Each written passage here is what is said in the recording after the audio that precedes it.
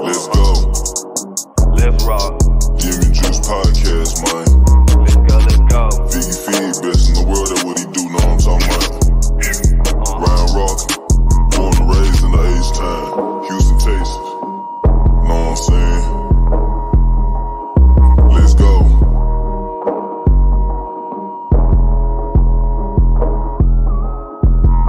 Let's go in the jacuzzi, smoking threats. I got my feet up. Cut them haters off, I told them beat it. I don't need you. Spend 50 racks in cash, but it's all good. I got my visa. This rolling got them staring at me like the Mona Lisa. My ghetto Nikeisha. I beat it like a crease. She always like my sneakers. These Jordan 5 pink aces. Let's go. I'm knocking them down, baby, back in the row. He really the one. But they already know. So none of my chains go put on the show. Giving up gins, sipping my juice. Counting the beans, addicted to ends. Need to back in on whatever I do. We get it in on the daily. I get it rocking like this with the 80. We really 10 toe down on the page. What's up? We about to see what they saying. Rockin' gym, vippin' juice. Rockin' gym, vippin' juice. Rockin' gym, vippin' juice. Rockin' gym, vippin' juice. Let's go. Gym, vippin' juice. Rockin' gym, vippin' juice. Rockin' gym, vippin' juice. Rockin' gym, vippin' juice. Go, let's go. What do you want me to say to everyone if we still consider the Astros cheaters? Fuck y'all.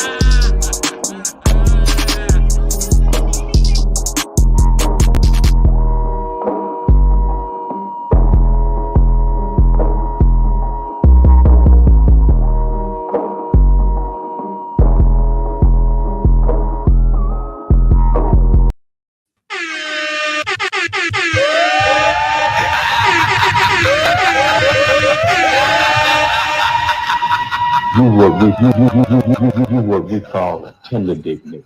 I caught a plane out to Cleveland late last evening.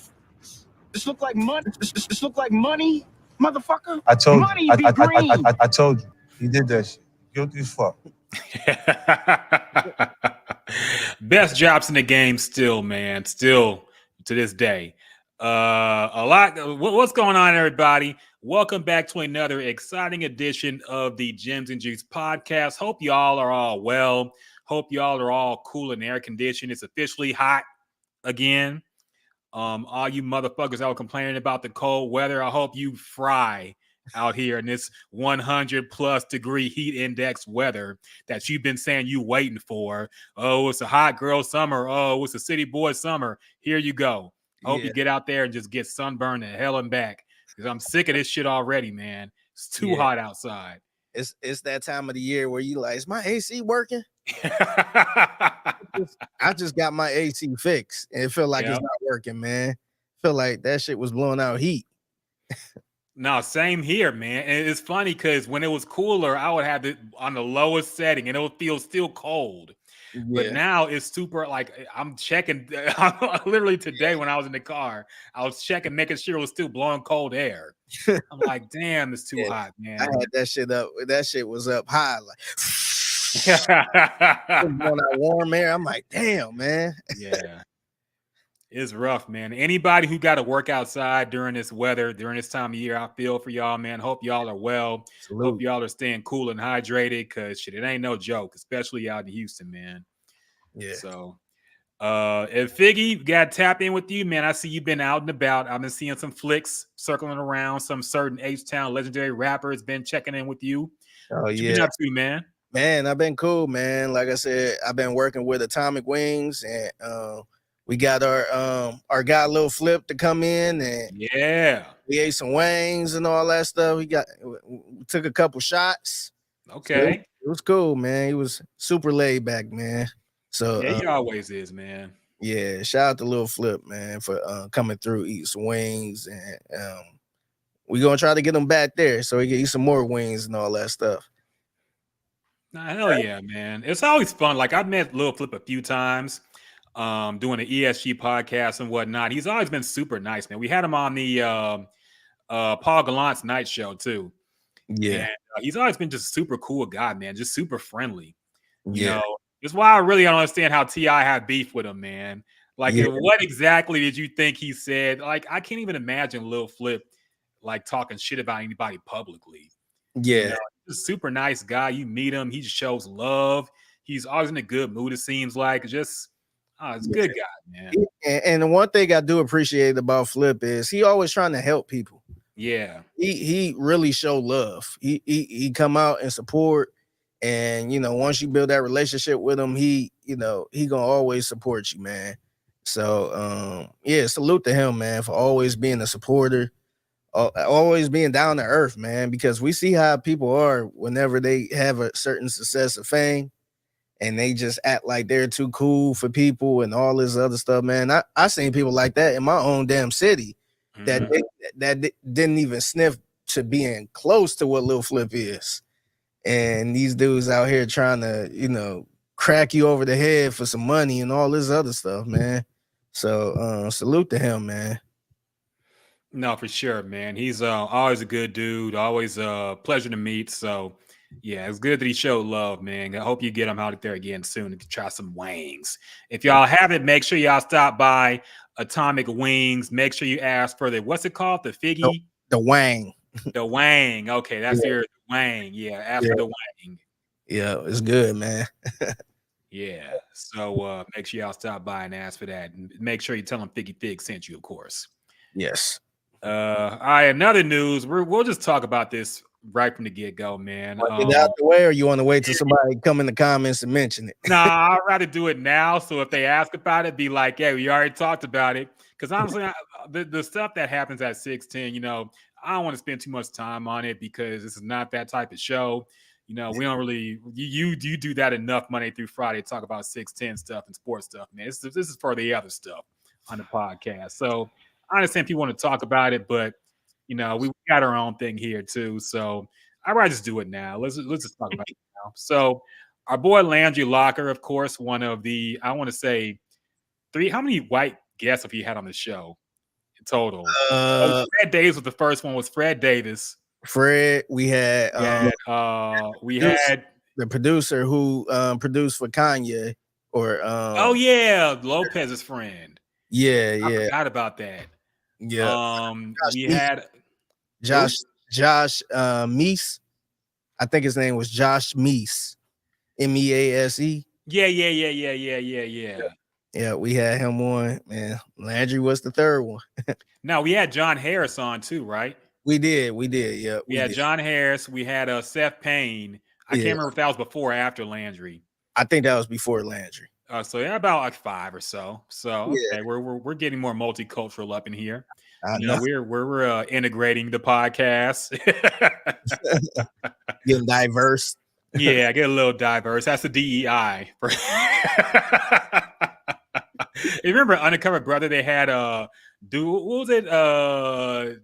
Neil Patrick Harris was in it. Oh yeah, that was like that was affirmative action. Yeah, they had to have one white guy. He was a white guy that worked at the black company.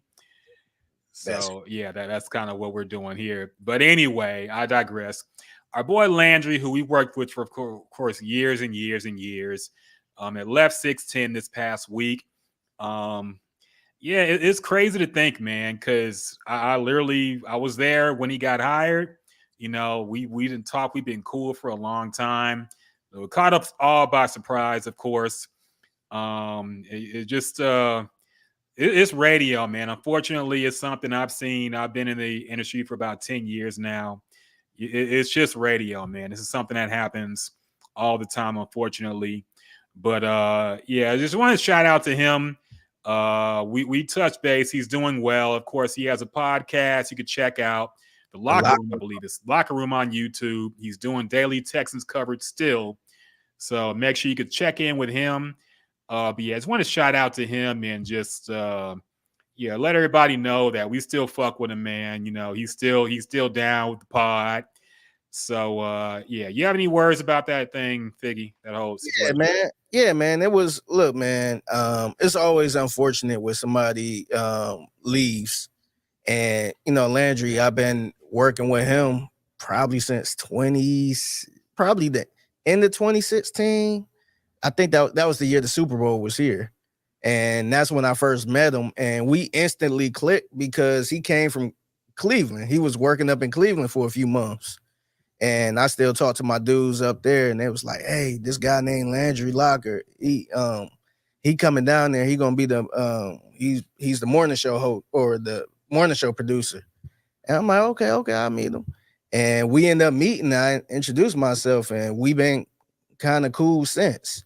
So yeah, man. Look, man, it's always sad when somebody go, but Landry gonna be fine. This is the guy that I'm most confident about. When whoever leave, this guy's fine. Like, he got his YouTube channel, his subscribers is up. He been doing this daily content when he was working here. So nothing's changing. He's still putting all of his effort to the YouTube channel. So he's gonna be fine, man. Honestly, I think it was a blessing in disguise for him. And it's weird to say when somebody, leave the station, but I think this is a blessing in disguise because he could do so much with that YouTube channel. It's a lot of people that's eating off of YouTube only. So, yeah, man, I mean, like I said, it's very unfortunate, man. I love working with him. He was always a cool guy to me, and we still gonna be cool, man. He hit me up earlier. So, yeah, man, that's my dude, man. Salute to him, proud of him. Make sure you subscribe to his YouTube channel. And another thing too, man. Nobody kicked Landry out the station and all this other stuff, man.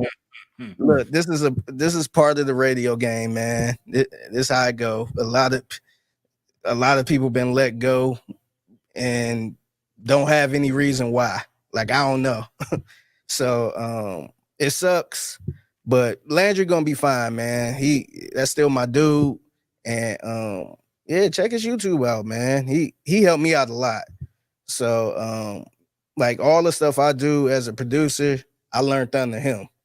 So with the drops and all that stuff, people know me for the drops. He's the one that gave me the formula of how to play a drop at the right time and all this other stuff.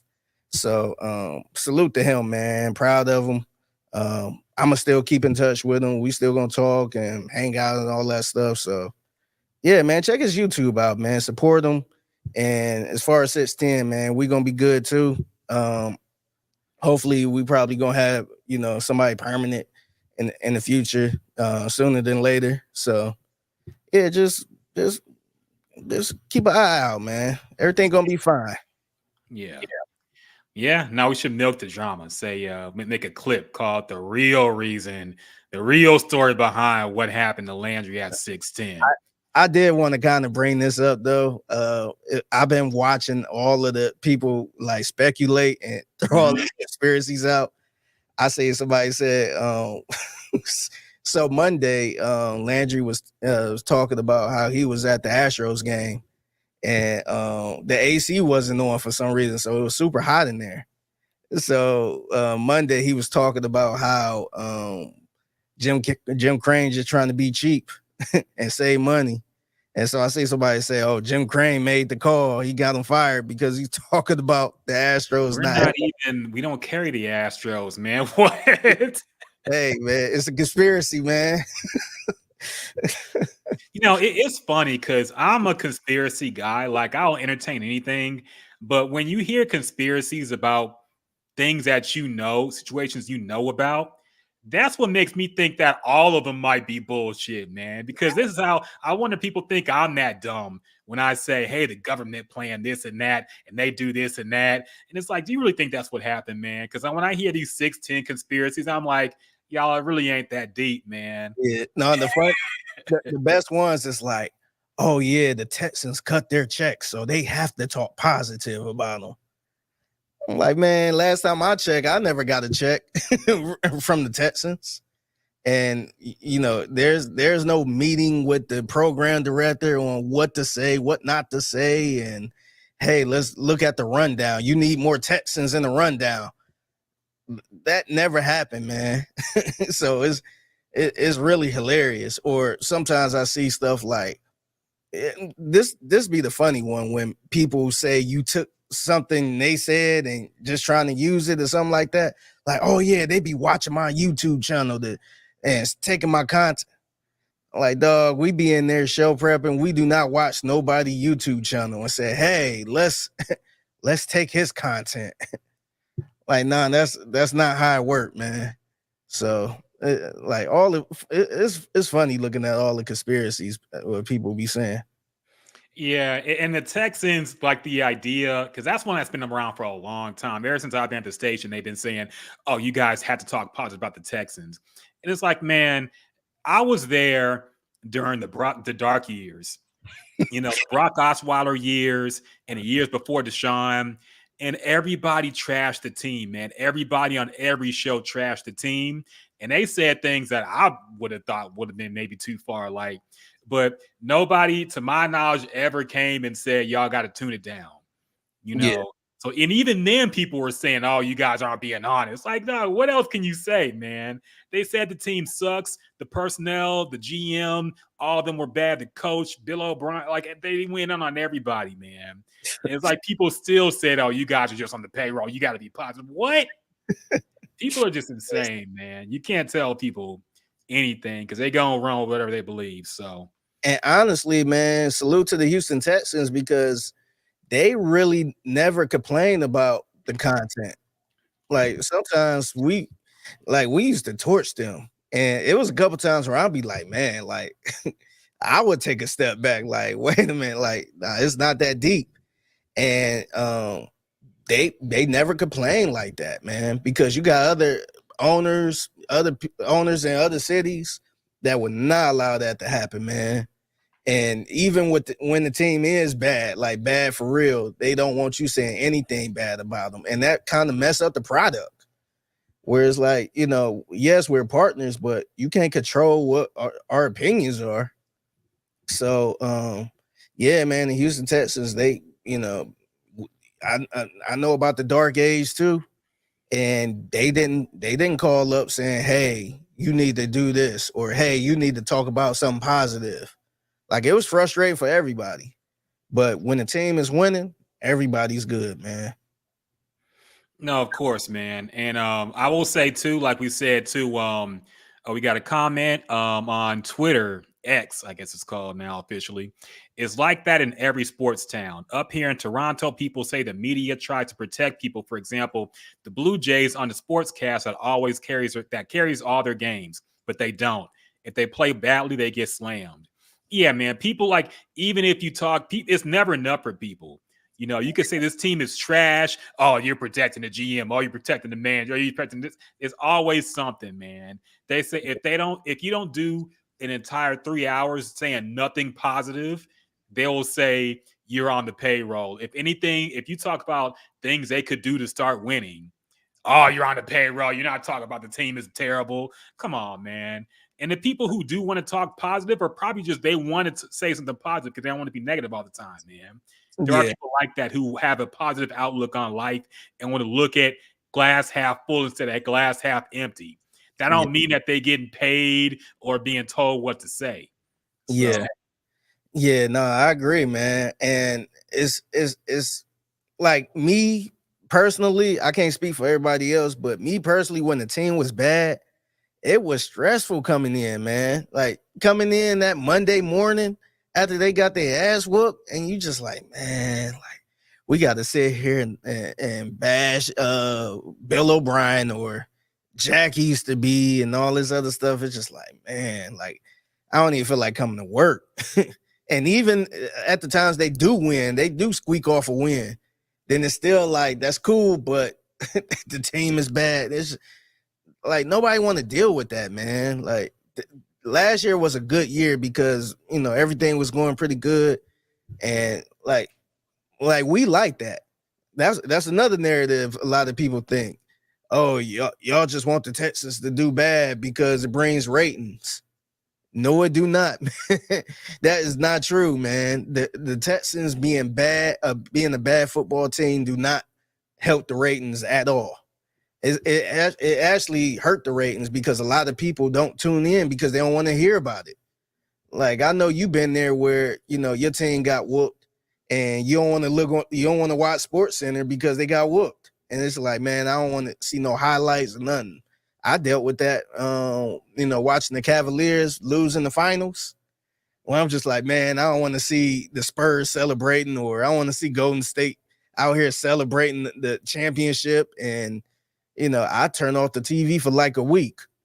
So the ratings do not improve because the team is bad.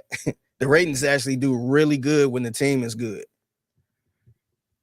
Yeah, no, I will admit, I never liked the Texans being bad, but I was entertained when we had Mike and Seth do the morning show.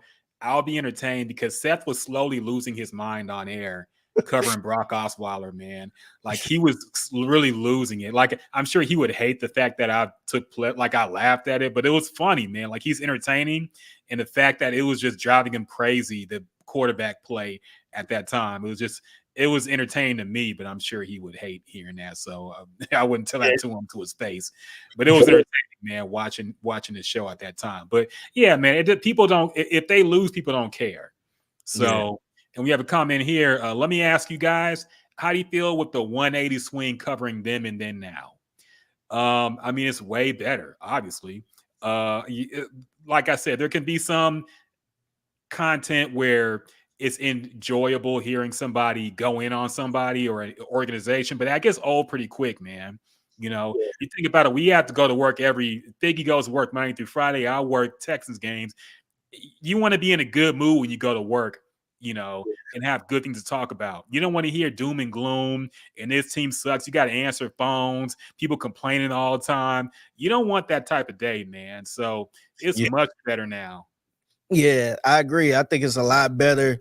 Just a simple fact, like even if it's something is wrong, because like if I had to pick something that's wrong with the Texans right now, I would probably say maybe the offensive line, maybe Titus Howard. Like, is he good? Is he worth the money and all this other stuff? And it's like, okay, that's cool, but you don't have to talk about that the whole time. There's so many other good things to talk about where that won't spoil the whole team or spoil the whole day. So it's like you could, if you had to bash Nick Caserio for something, you could bash him maybe over how he paid Titus Howard or drafting Kenyon Green in the first round and it's not working out. But you still got so much good things with this team where you don't even have to focus on that. So that I think that's the good thing. You can kind of balance it. It don't have to be every single thing positive. You can kind of balance it out a little bit, but I think it's way more enjoyable, man, especially after the last couple years because you was dealing with Deshaun Watson, and that's a whole nother conversation. Stuff that's even off the field. Yeah, that was a rough time. Yeah, that was the worst time. Yeah. And then you had David Culley, who probably shouldn't even been a head coach, and you got to deal with it. It's just so much stuff that was so bad. So now having a guy like D'Amico Ryans, who was here during the glory days, and or right before the glory days, around that good time, and you got somebody like a CJ Stroud that's looking like he could be the best quarterback in the league at some point. Like it's all good, man. Like I would take this any day of the week rather than a bad team and bashing them. Like everybody here, I want to speak for everybody, but everybody here in this building want them to win. So yeah, they rather have them winning than losing. TJ on X said, "Who hires David Culley?" Look, man, we're past that. Okay, we're past that. We don't mention that no more. Okay, we only mention Lovie Smith because he got a CJ Stroud, which is going to get him in the Ring of Honor. As far as I'm concerned, he should be an honorary Ring of Honor entrant, Texans legend for getting a CJ Stroud. So shout out to him, man. David Culley, we don't talk about that year, man. We don't talk about that at all. But I will say this, man, to kind of wrap it up. If you guys have, and this goes into Landry and it being positive that he can focus on the podcast now, because here's the thing, man. If you guys have Texans projects or things you're working on, or you plan to have something like a podcast or some merch or something you're selling, now's the time to do it, man, because the team is trending up. Everybody's talking about them now. They're a lot of people's dark horse to win the conference, maybe. Everybody's looking at CJ now. He's doing a lot of press. People are talking about the Texans, man. A lot of podcasts are going, and the way YouTube's algorithm works is you get recommended things even if they're low views.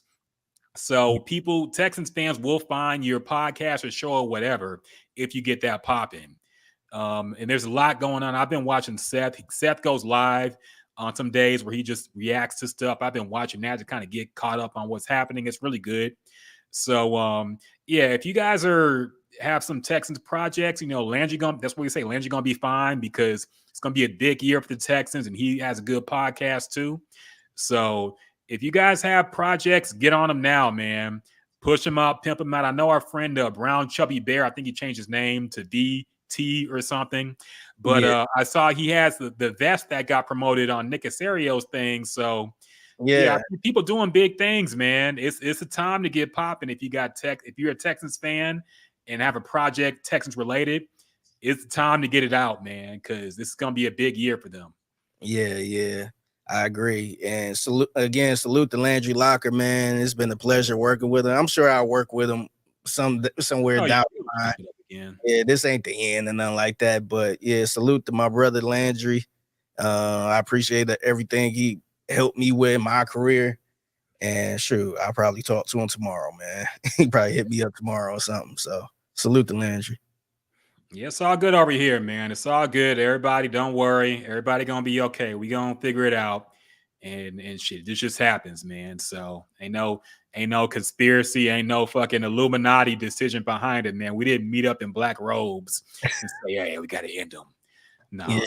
And ain't no drama or nothing like that.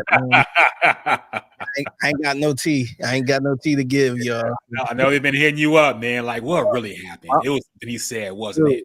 My phone was blowing up that day, man. I was just like, dang, I was hearing from people I ain't heard from in a long time. I was just like, dang. Don't you hate that? That's why I don't be hitting people up like that, period. Because I really hate, even when it's something I hear, it's like, I really hate when people you ain't talked to in years suddenly hit you up like, yeah, I didn't even think you still have my number. You want to know what happened at 610. Like, dog, I don't know. If I did, I wouldn't tell you. Yeah. Like, I would give you the corporate answer. Mm-hmm. But yeah, it was release. Yeah, but my phone was blowing up, man. So yeah, man.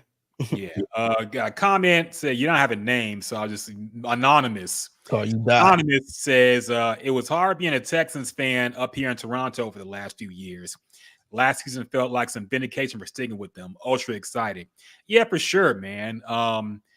Look, I don't blame people for checking out when it's bad because I feel like, look, our time is limited, and there's only I don't blame anybody for saying not keeping up with the team if they're bad or not paying money to see them. Yeah. But it does feel like you get rewarded for being a fan who's even there during the bad years when you see it all turn around. It's a special feeling when you've been really sticking it out. If you feel like you got it through the mud with them, man. It really feels like y'all all came up. Yeah. So I get it, man. And yeah, it's much better now.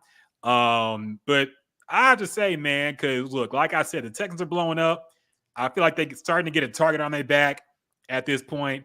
They got a lot of primetime games. They're going to play on Christmas Day. CJ's talking a lot. Are you a little anxious or nervous about this next season coming up, Figgy? Be real, honest. I'm a little bit nervous. I'm a little bit nervous because a lot of people I've been talking to, they just kind of making it seem like the Texans going to blow through the division. And I'm just like, man, Indianapolis is right there. They were actually one game away from the playoffs, and they lost because homeboy dropped the pass against the Texans. And, they could have won that. They could have easily won that game. And so I feel like they still in it. I know a lot of people not really looking at the Titans, but they spent a lot of money in free agency, man. And I don't know what to make of their quarterback situation, but I'm a little bit worried. I'm also worried because, like you said, CJ had been talking a lot of smack, which I'm fine with. But I feel like the regular teams like Tennessee, hell, everybody in this division, the Cowboys, just anybody just gonna look at that and be like, man, we about to get CJ a run for his money now. Like, oh, he think he the best. He think he a killer. Watch this. So that's what I'm kind of worried about that, but I'm fine, man. I think CJ is a good quarterback. I think he's gonna be fine. But I just don't want no bad year because they went all in this year, man. I don't want a bad year from the Texans, man. Yeah, I'm only nervous because I remember the last time this happened, the last time the media was really high up on the Texans, they had one of the worst years, man. It was when Matt Schaub threw like a record number of pick sixes. Like he set the NFL record that year. Arian Foster got hurt early on. It was awful, man. And that was the last year I remember people was that the last year for Kubiak? It was. Yeah, he got fired after that. Yeah, I think that was the year everybody was hurt too. Everybody was hurt. Matt Schaub was a ghost. He completely, I don't know what happened to him, man, but he just fell apart. But that was the year that people had the Texans like as a dark horse Super Bowl candidate, man, to get there. People were high up. Everyone thought everything was going to be great. And that year was one of their worst years, man. So I see the hype coming again. I'm like, what if we have injuries? What if something happened to CJ Stroud and we got you want to stay low and build? Yeah, look, man, it's tough when you stay low and build. Look, man, it's tough when you got the hype and a team that has not lived up to the hype yet. Honestly, we do our best when nobody's looking. Look, we've done our best when nobody's looking, man. When they start looking, things fall apart historically. So I'm nervous, but I'm excited, man. Like it's a new year, new coach, new regime, new quarterback. I'm excited for it, but I'm a little bit nervous. I won't lie. And as far as CJ goes, doing every podcast under the sun, talking a lot of shit, I'm fine with it. But this also, look, the kid gloves are off in terms of him now. I feel like I'm a critique him if he plays bad. You know, I'm not gonna be like, oh, he's still learning. Now he's talking that shit, man. He's talking that shit. Hey, he's saying he's that guy. I'm cool with it, but the kid gloves are off, man. Like if we see a regression, it's fair to call it out, man, at this point, because you was talking that talk, so now you got to back it up. But I'm confident because I feel like he wouldn't do it unless he felt he could. So I'm cool with it, man. I have no issue, but I'm just saying it's how it's gonna be. Yeah. I used to feel that way about the Browns, man. That year they got Odell Beckham, and people instantly had them going to the Super Bowl and all this other crap. Man, that was probably one of their worst seasons outside of the 0-16 season. Where I'm just like, man, this is like, and I think they had a bunch of primetime games too. So yeah, no, I'm a big believer of that stay low and build. No, 100%, man. That's the best way to be, man. But now the spotlight is on us, man. So we got to shout and prove. TJ on X says there is nothing CJ can say that's breaking news. We just ain't never seen a QB be this honest of his opinion. I mean, definitely not a quarterback as young as him going into a second year. Usually they're way more humble and don't do this much press at this point in their career.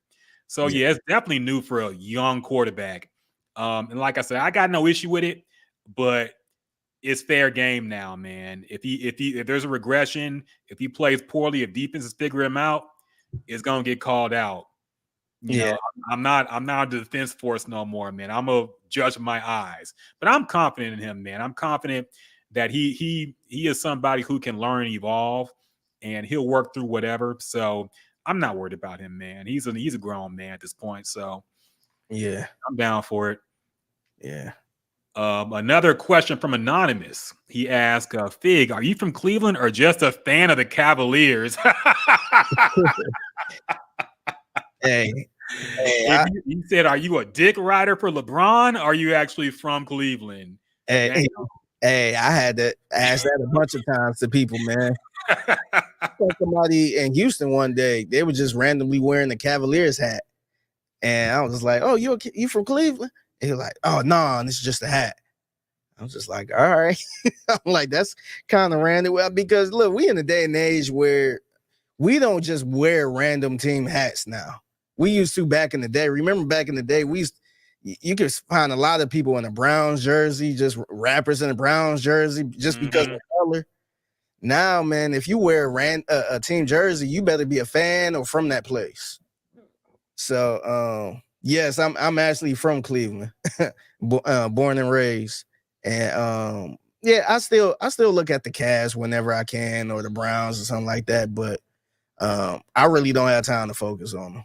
To be honest, I pretty much gave up my fandom, man. They calling me a traitor up there, so man, all of my family and friends, it was during that Browns playoff game, when the Texans when they came here for the Texans. Everybody was calling me a traitor, man. I was working the game, so I had like some Texans gear on. And like, oh, you a traitor? You ain't wearing no. Look at this traitor. I'm like, I'm actually working with the team. I can't wear no Browns. So go cover the Texans tailgate in Browns jersey. Yeah, what are you supposed to do, man? Like, what would you do if you get a job with the Texans? You still gonna wear some Brown shit? So I done lost street cred in Cleveland, man, when it comes to the team. No, we didn't adopt you, man. We adopted you in Houston, man. You're a Houston native now, as far as we're concerned. So you ain't got to worry about it. You know what? It was super easy to just make that transition because a lot of people can't do it. But I feel like the Cleveland team's been so bad and never really won anything where it was easy for me to dip out. So it'd be one thing if I was like from Kansas City and I just moved here and I'm like, I got the Chiefs, in the middle of a dynasty or something. I just can't give them up. But giving up the Browns was super easy, man. Like they haven't done anything in a long time. So like I was fine with jumping ship. Yeah, man. It's and look, the Browns was a team that you get clowned for supporting in general, man. I remember you told me, I think you said on the podcast too, like Seth was confused when he saw you in a Browns shirt. He was like, the Browns, why? Yeah. That was when I first moved down here. So I was wearing the Browns jacket. That was the only jacket I had. And he was like, you're wearing a Browns jacket? Which I guess it is kind of random being all the way in Houston. So that's like me wearing a Green Bay. I wouldn't even say Green Bay Packers because there's a lot of Packers fans around here. But like a Tampa Bay Buccaneers jersey or something, or a jacket. We're just like, what? But yeah, man, look, it's all good, man. I grew, like I said, I grew up rooting for the Browns and all that stuff, but it was never nothing to root for. So I was perfectly fine with just, having them as a second team or just not really paying them no attention. Hey, man, we gonna show you love in H-Town, man. Like I said, we done adopted you, man. You ain't got to worry about them haters in Cleveland no more, man. Dragon Spitfire on X says, what's up, Figgy and Rocket? What's up, Dragon? What up? Yeah, CJ ain't scared because he ran with the Most High. Yeah, but I mean, I've seen the temptation coming, man. I don't know. I see him talking about hoes a lot. I don't know, man. I see him linked up with Amber Rose. I don't know, man. He just gave her a ride to the hotel, man. I don't know, man. I don't look. Nothing simple, nothing crazy. Deshaun was just messing around with Mia Khalifa. He wasn't no freak. He was just playing around with the porn star. He wasn't doing nothing. Yeah, okay. Real question is, are we going to bring this Amber Rose conversation back up like 5 years from now? Like, man, we should have seen it right there. Look, probably.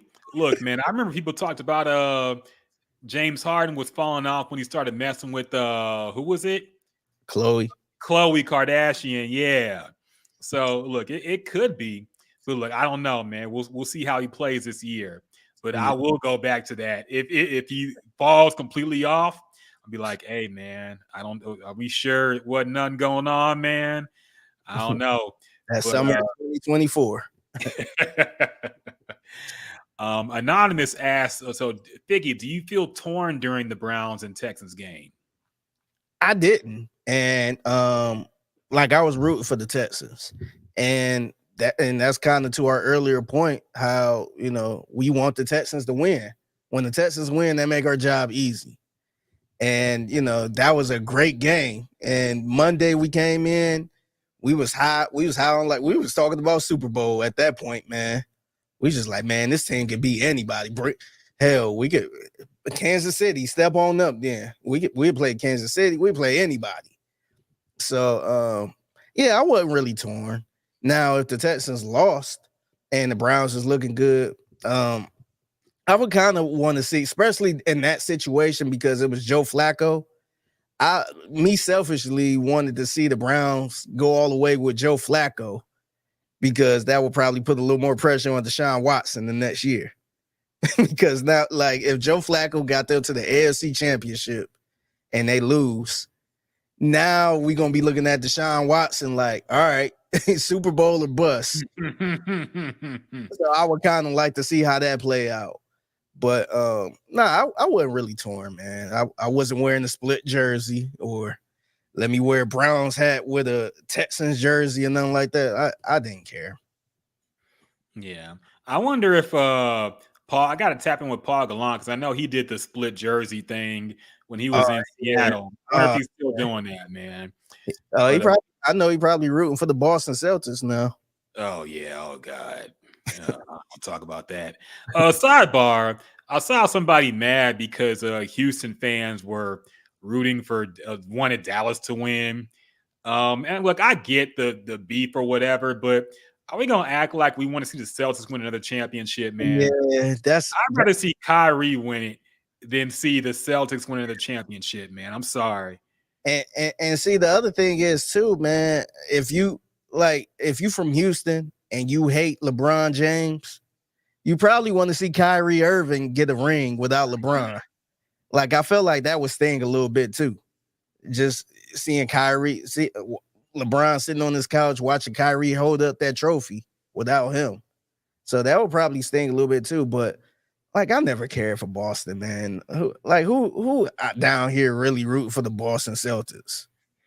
Like, and I get it, man. Like, I get it. The whole, don't root for Dallas and all that stuff. But sometimes you just got to pick the lesser evil. Yeah. At least just root for. I'm sure somebody on the Mavericks is from Houston, or well, hell, I like the Kyrie story, man. I felt like, I want to say about this time last year or 2 years ago, man, I didn't know if he's gonna play in the league again, man. People acting like they wanted to ban him, man. So yeah, 2021 around there, it was bad. Stephen A told him he need to retire and all that. Mm-hmm. So it's good seeing them on there. G-check too. He talked about that. He got G-checked by his dad and Kenny Smith. Yeah. Yeah. So I mean, I'd rather root for Kyrie than root for Dallas. TJ said, Figgy from Houston, I don't care. Yeah, we claim him now, man. We claimed him. He also said, yes, with Kyrie. Unfortunately, he's with Dallas. He said, nah, because y'all don't get it. These fan bases will use that trophy. Dog, they already won the World Series. They already have the Cowboys. They already won in 2011 with the Mavericks, man. Look, Dallas is a better sports city historically than Houston. I don't think that's ridiculous to say. And we're going to get there if the Rockets keep trending up, if the Texans keep trending up. But, I mean, to act like this is a real beef, and I'm not from Dallas. I don't know nobody in Dallas, but we got to call it like it is, man. They historically, they're a better sports team, a sports city, in terms of success for their major sports. But we're going to get there, man. I have faith. I will say it will hurt because, like you said, Dallas won, or the Texas Rangers won a World Series this past year, and now you got Dallas, the Mavericks. That will hurt, man. But my thing is, we already here, So exactly. if they lose, then cool. Like it don't matter either way. But man, I hate Boston, man. I hate the Celtics. Dragons getting mad. Look, dog, I'm being objective, dog. I'm from Houston, born and raised. I don't have no love for Dallas, but objectively, you compare the championships of the major sports. We have 2 for the Rockets, and that's it. And 2 World Series, okay, that with the Astros. But how many championships they got with the Cowboys? They got 1 for the Mavericks already. They got 1 for the Rangers already. Like, look, man, we're not there yet. We're gonna get there. I like Houston teams better than Dallas teams. I don't like the Cowboys, but I'm not calling it like it's fucking like we're right there with them, man. I don't know. I just don't see it. We're gonna get there. I'm confident. But the tech, especially football, why the thing that kills me is like the football thing too, man. Acting like the Texans and Cowboys have real beef. Like, nah, man, they really don't. They really don't, man. The Titans and the Houston Texans do. That's beef. Cowboys and Texans is not a real beef, man. That's like, in hip hop terms, that would be like who? Let me see. Who I gotta say? Like Common versus Drake or something, or not even that. It'll be like who could I think of rap wise? I don't want to diss Houston too bad. I don't want to say nobody completely irrelevant, but it's like Slim Thug beefing with Drake. It's like we're just not there yet, man. But we gon' get there. The Texans look. I have more faith in the Texans than I do the Cowboys at this point. I think they're gonna trend up and be bigger and better. But we just ain't there yet, man. Yeah. TJ wanted me kicked out the podcast, man. All right. I get it. I get it. I will say this. I think if you had a lot of family and cousins in Dallas that was talking a lot of smack about their sports versus yours, I think you would probably feel a different type of way where you like, man, I don't want Dallas to win because I don't want to hear his mouth or her mouth. I do think that probably make a difference. I think that's why a lot of people here that have family in Dallas or know a bunch of Cowboys and Mavs fans and all that stuff, that's probably why they want anybody but them to win. Because just think about coming over on Thanksgiving and you be like, yeah, we're the World Series champs, we're the NBA champs. And you like, man, I don't want to hear this dude talking all this smack.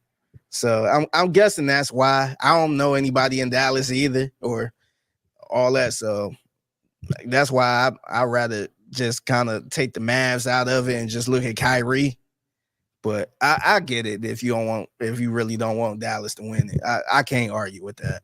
I mean, especially the way the NBA is now, it's not really location-based fandom. It's player-based fandom, man. It is. You got LeBron fans that are not even in LA, not even from Cleveland. They'd probably be in Utah or something. Some random place, but they Lakers fans, they LeBron fans. We got a lot of Lakers fans in Houston. A lot. We have a lot of people from the NBA is not really location-based sports anymore, like fandom anymore, man. It's your favorite player. Sport. Yeah. It's got a lot of niggas in Houston that done jump shit with James Harden when he left. All right. I remember. That's true, man. That's true. Still waving that flag for James Harden after he left the Rockets. So I don't want to hear it, man. NBA fandom is different. So I feel okay rooting for Kyrie since half of y'all Rockets fans ain't really Rockets fans, man. Y'all done begged and pleaded for James Harden to come back. And now y'all getting back because now the team is a little bit better. Now they're trending upwards. Now y'all want to get back on the bandwagon. Nah, man. A lot of y'all had the pom-poms out for James Harden, who quit on the team literally. And y'all was trying to justify rooting for him. Yeah. So I don't want to hear from the NBA fans, man. All right. I understand the football fans getting heated. I don't want to hear from the NBA fans talking about you can't root for Dallas. Y'all want to root for James Harden in Brooklyn.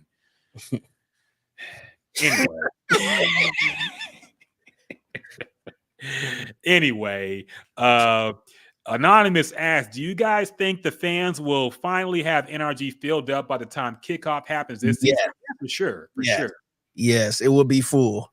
That playoff game against Cleveland, it was crazy loud, man. So yes, I mean, it sucked they lost to Baltimore the way they did, but it's gonna be full this year, man. It's gonna be full. Yeah, it's gonna be popping, man. It's definitely gonna be loud. The first game is a Sunday night game. The first game is a Sunday night game, so it better be full. Yeah, no, it's gonna be crazy, man. It's gonna be crazy. I'm looking forward to it. So yeah, it's definitely gonna be sold out, man. It's gonna be a lot of people up in there. So finally, after some rough years, we're finally gonna have it packed out. It's gonna be a good feeling, a good vibe in the stadium. Yeah, so I'm looking forward to it. Now that I know I'm pissed off all the Houston fans watching, I'm sure we're down to like 3 viewers now. So I mean, that about does it for sports at this point, man. We got other things to talk about, hip hop, culture wise, everything else. So there was some new music that came out this past couple of weeks. Interesting releases, to say the least. Eminem, our favorite rapper on this podcast, man, especially my goat. My goat, Eminem. You sliding around playing Eminem in your car, you and your old lady? The GOAT, Eminem, dropped a new song called Houdini. Is coming from his new album dropping this month, I believe. I think it's called The Death of Slim Shady or something like that. And he's dropping it. He dropped a video for it. I peeped it. It sounded and looked like typical Eminem, man. So I didn't really listen to the whole thing. You actually listened to the song? Yeah, I did. To me, it sounded like he got this out the vault back in 02, 03. It seemed like he tried to make a remix to the Without Me song. That da. It sounded like he tried to make like a part 2 to it. It was fine. I probably wouldn't bump it in the car or nothing. But to me, it was typical Slim Shady, Eminem, and I felt like that's probably what his fan base likes, because that's what they liked before. And so this is kind of like the old Slim Shady, and I'm fine with it. I just don't want to hear that in 2024. I kind of past that stage. But a couple things about the song is I guess he's taking a lot of flack, a lot of heat for a line he said about Meg Thee Stallion, which is an awful line just to begin with. I thought it was kind of corny. Like I don't think it was worth saying that, but people was mad. He said something like, will Meg Thee Stallion give me the shoot me a feet or something like that. Yeah, can I get a shot at the feet or something? If I forget how, like, I get what he was going for. I knew it just sounded really corny. I knew exactly where he was going for. And I'm just like, nah, that is a reach. Like, it kind of reminded me of that Drake line. She said line about she got shots, but she's still a stallion, which is worse. But I gotta look up the actual lyric. What did he say? He said, I hate this cookie bullshit. No, I'm not gonna allow ads, you motherfucker. What did he say? He said, if I was asked for Megan Thee Stallion, if she would collab with me, would I really have a shot at her feet? Yeah, I mean, yeah, it's corny, but people really got mad at that. Yeah. I was more mad at how corny it was. They was kind of saying, disrespectful. But my reply to that is, it's freaking Eminem. Like, Eminem, you could go down the laundry list of people he said something about. So, like, I didn't care about that part. Like, it didn't bother me, but I just thought it was just kind of corny, man. So, yeah, I mean, number one, I saw what he was trying to go for with the Slim Shady thing. This is something he did back, like you said, it sounds like an old single back when he used to shit on people and celebrities, and just for no reason, just to have people talking about it. Yeah. The single sounds like, the bad singles he used to put out to do his, and that's why I'm gonna give the album a chance. Hopefully it's the same way it was back then, where he would have like 1 or 2 really corny singles, but the rest of the album would be like hardcore hip hop type shit, you know. Hopefully that's going to be the formula here and not just a bunch of pop songs. But yeah, the line was corny, but I didn't understand why everybody just got upset about it. But I don't think, look, he's going for shock value here, obviously. You know, so I didn't really care about it. I wasn't offended. I didn't see her say anything about it, so I don't think she was bothered by it. I did see her producer. What's his name? Lil Juke. Yeah, Lil Ju, who apparently was. Did you see what he said? No, I didn't see it. So he pretty much tweeted. Let me see if I can find it. But he pretty much said, "We from the South. We wasn't bumping no Eminem." That whole conversation. Oh, okay. Yeah, so he pretty much said that, and it kind of sparked the same old debate. We wasn't bumping Eminem down here, or I don't know nobody that listened to Eminem. That whole conversation. So I'm just like, all right, man. Like, this dude is probably one of the highest selling hip hop artists of all time. Dude selling out shows, but nobody listened to Eminem. I don't know, man. Like, look, I ain't gonna sit here and say I never listened to Eminem, or people be acting like they just never heard nobody listening. This dude was all over the place, man. I could honestly say some people I knew back when Eminem was hot wasn't an Eminem fan, and I get that. But I just hate when people say stuff like, I don't know anybody that listen to Eminem. Like, damn, you must really been living in the bubble, because this dude was all over 106 in Park. His shit was on the radio. I don't know. I just didn't get that.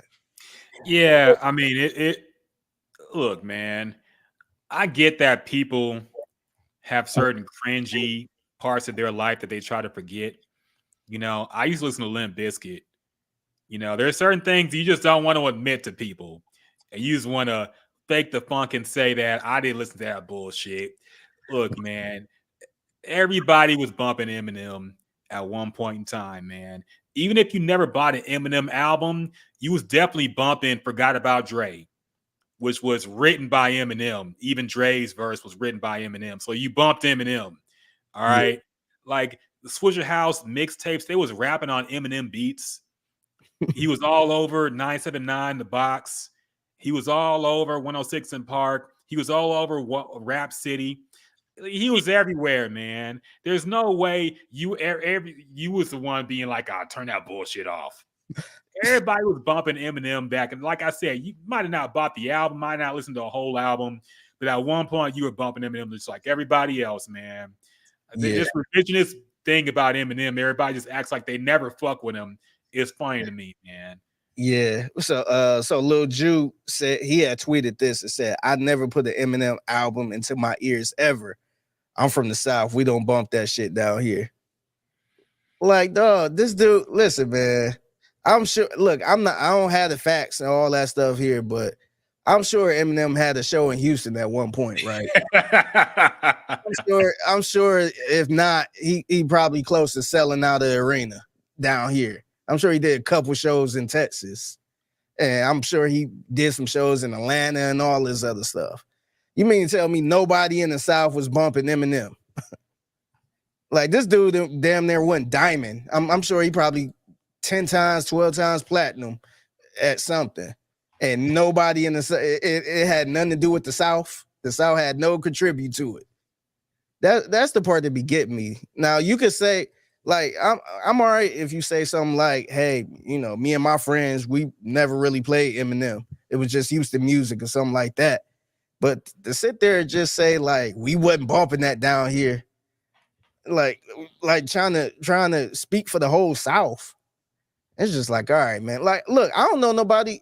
None of my friends bump Lil Bow Wow, but I'd be lying if I said we ain't, you know, the city of Cleveland never bumped no Lil Bow Wow before, or we never played that. Like, he was everywhere, man. You couldn't even escape it. So I just don't get that. They doing the same thing with Jay-Z too. I seen somebody not that long ago say, we never bumped Jay-Z in Atlanta. It's just like, man, this dude, look, man, I get he's probably not on the radio as much in Atlanta as he is in New York, but dude had shows in Atlanta too, man. He was getting love in the South too. Probably not as much as he would get on the East Coast or the West Coast or something like that. But that kind of makes sense, right? Like when you come to Houston, you hear more Zero and Flip and all that stuff on the radio than you will in New York. So I don't know. I just don't get the whole trying to go back and say, oh, we wasn't listening to Jay-Z back then. Well, somebody was. The Gucci Mane. He went on the campaign talking about we don't bump the Blueprint 3. We never bumped Jay in the South in Atlanta. It's like, okay, man. Yeah, who is, and so to me, that's even more impressive. If somebody like a Jay-Z just get this big over just being played in the East Coast.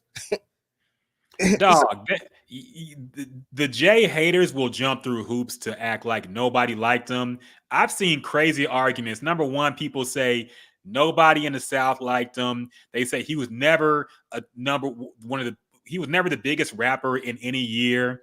They say nobody cared about him until he linked up with Beyonce. They say nobody, dog, I've heard it all, man. I've heard it. Nobody in the hood bumped Jay. Nobody, I guess nobody bought his albums but people in the Marcy Projects. All them platinum records came from Marcy Projects, man, because nobody else in the country liked Jay-Z at any point.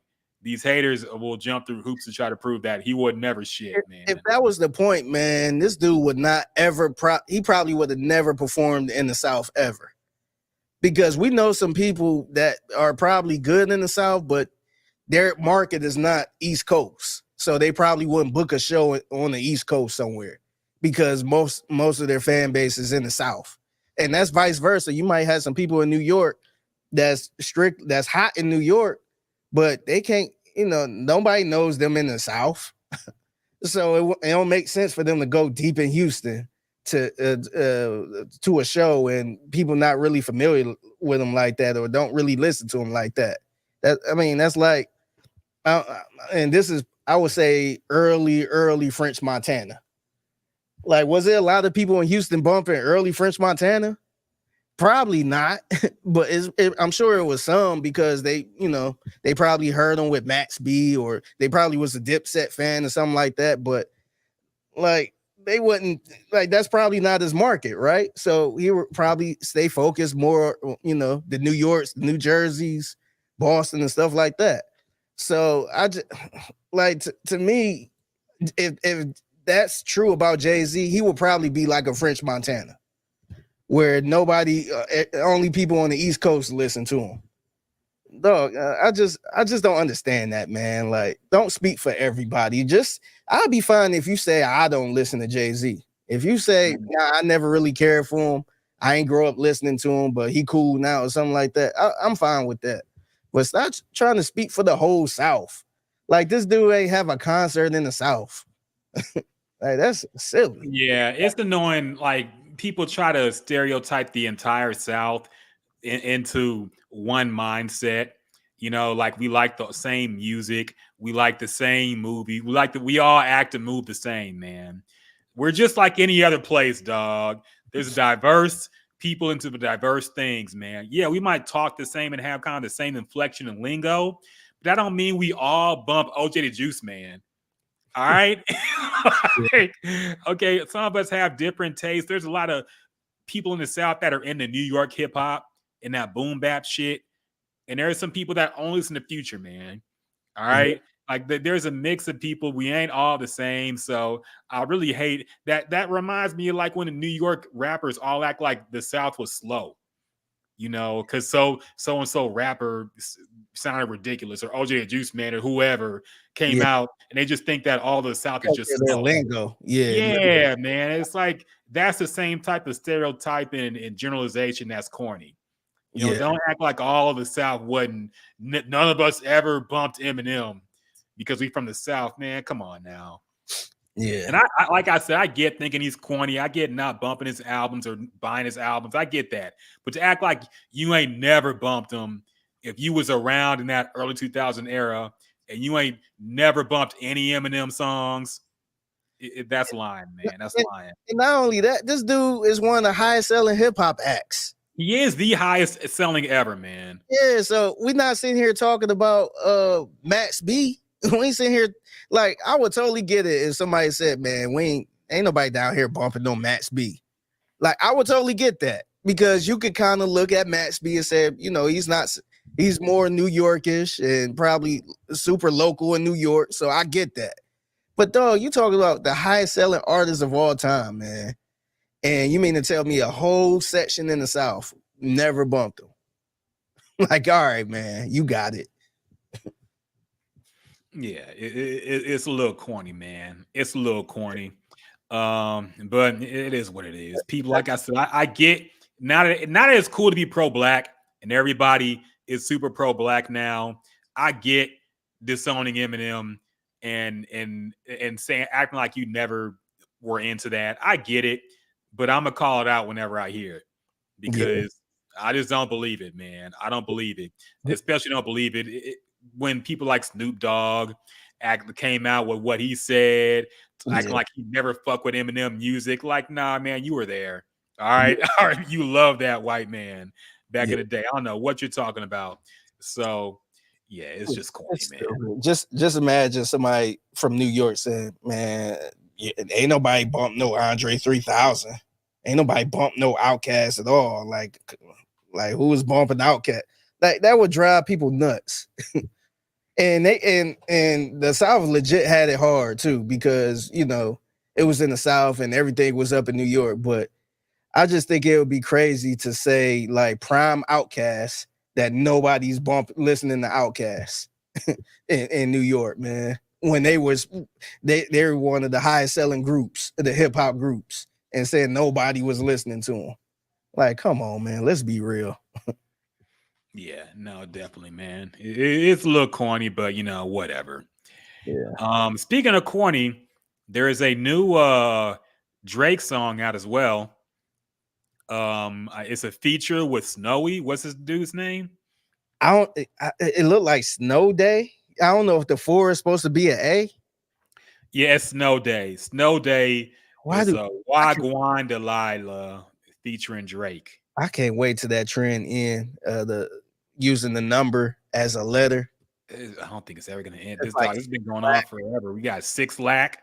You got no, the worst one. Space Ghost Perp. The way he spelled his name, like with that weird alphabet with the V supposed to be the A and all these weird. Yeah, that was the worst, man. Because I couldn't understand. There were some rappers who came out and they had that writing, and I couldn't know what the fuck it meant. Like, who is this? BSTRSBA? Like, what the fuck? Yeah. There's a lot of people that Space Ghost Perp language. I forget what he called it, but that way of writing, I think ASAP Rocky did it at one point too. And it was just, I didn't know what the fuck was going on. That was the worst trend I saw. The number thing is getting corny too. Yeah. The number thing is getting corny. Yeah. But anyway, Snow Day featuring Drake, Wagwan Delilah. It's a cover of that, I guess, What's Going On, Delilah.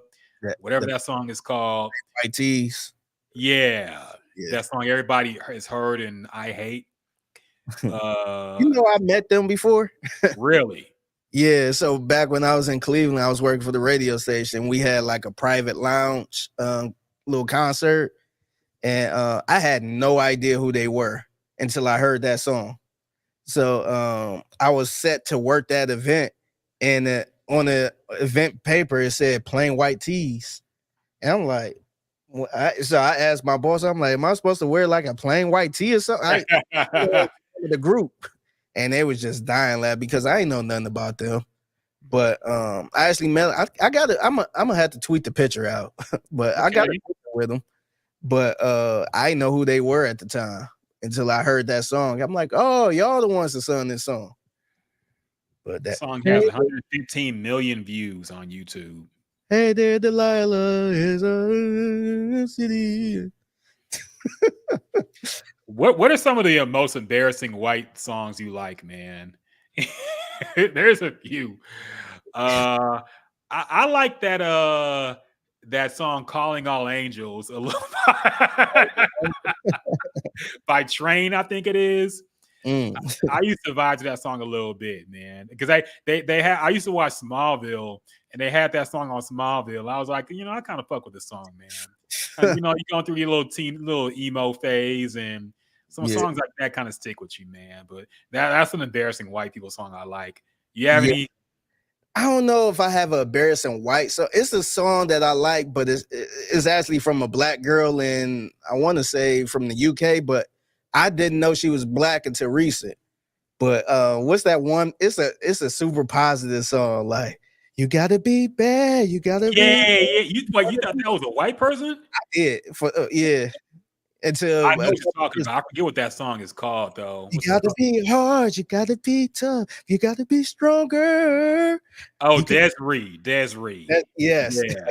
Yeah, because I never even knew who sung that song, because I remember a teacher back in like first grade or second grade, she used to always play that song for us to kind of wake us up.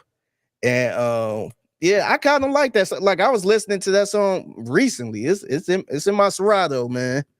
And I'm like, damn, that's like a really legit good positive song, man. And I mean, I don't know, I don't see nobody bumping that, but it's one of them songs. I'm like, I like this song a lot, man. I don't know if that song, you play that song at a cookout or nothing. Oh, hell no, man. But that song really picked me up a little bit though, where I'm like, man, I'm feeling good now. Yeah, there's a lot of positive songs that in the 90s that really make you feel good, man. Yeah. Like, what happened to to music like that? What's that? What was that? The Sounds of Blackness, Optimistic. Yeah. That's a good pick me up song, man. It is. There's a lot of where do we go wrong in black music? Everything's so negative now, man. I There used to know. be a lot of songs that would pick you up and make you feel good. And them songs still go in too, though. Yeah. Like, songs is kind of like, okay. Even like a Tracy Chapman. Like, she had some positive songs too, where you just be like, okay, these songs never die either.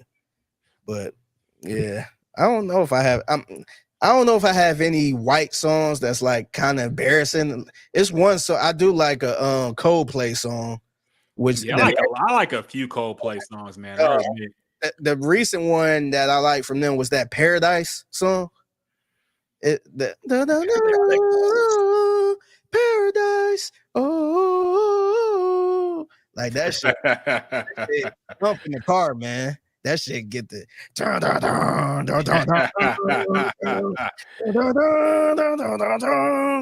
I'm like, man, I was kind of playing that recently too. And I ain't care for that song when it first came out because it was always on the radio, but I'm like, man, that song, they had one with that song. I like a lot of Coldplay songs, man. What was that one song with the piano? What was that song called? Clocks, yeah, Clocks. Everybody was trying to learn that piano. It's the easiest piano song to learn, probably. But that was my favorite song when it came out. I bumped that song heavy. That Clock song was crazy, man. So yeah, I like a few Coldplay songs. They had a run, man. Dragon Spitfire said, "Remember how long? Don't worry, dog." Speaking of which, I'm glad you said that. I was just bumping some Bobby McFerrin the other day, man, because he did like a freestyle at a concert. It's called "Down by the Sea," and apparently it was just some song he freestyled, but it sounded amazing, man. The dude is so talented. And yeah, Don't Worry, Be Happy was number one for a long time. That was just a good, positive song. It had Robin Williams in the video. Super talented guy, by the way, man. I don't think he really got the credit he deserves for just how good he is at what he does. But yeah, man, a lot of positive songs. A lot of, dog, I was listening to Dionne Warwick, that song, what's it called? With Elton John. That's what friends are for. That's right. Yeah, that's right. That's Yeah, right. remember that? That song went number one. It was, yeah. And that song has Stevie Wonder, Elton John, yeah, Dionne Warwick, Gladys Knight, I think, as well. yeah. And that song is so corny. If you look at the lyrics, it's just about friends talking about being friends. Yeah, that song was number one, man. Yeah, you only see that, you only hear that song like on Sesame Street or something. But that song was like triple platinum, man. Yeah, dog. Think of it's wild that a song could be number one being that positive. You know, like think nobody could make a song about friendship and have it go number one in this day and age, man. It better be some bullshit mixed in there too. You know, even Taylor Swift won't make a song about being friends and have it go number one. Yeah, she getting a little raunchy too. Yep. Man, that's wild though. Yeah, I can't think of no other white. Like the other ones I could think, this was way back in the day, but I'm a big Michael McDonald fan. Oh yeah, of course. Yeah, but that ain't like positive or corny. Yeah, I put that in the tier of white artists that black people bump a lot. Yeah, we call it a little white soul. Yeah. Some like people that dude yeah. I put that there. I put that with Phil Collins too. Phil Collins, like a lot of people, black people love Phil Collins, man. So there are certain artists as black people it's okay to bump, but there's certain ones that are really not. And there's a few of those songs that you're not really approved to bump that I like. I gotta just listen to it in private. Yeah, no, it's the other one too. Probably Class. It's a lot of people that my wife didn't even know this group was white, but Hall and Oates. Yeah. Oh, that's one of them too. Hall and Oates. Yeah, I told I actually showed my wife the video.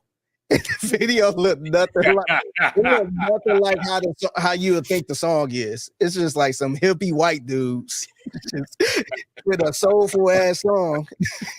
And she was like, "You lying." She thought I was sitting there lying. I'm like, "No, this is Hall and Oates. This is." They had a couple songs where it was had a little black flavor to it. Yeah. No, dog. I'm sure I wasn't around at the time, obviously, but I'm sure they got played a lot on urban radio.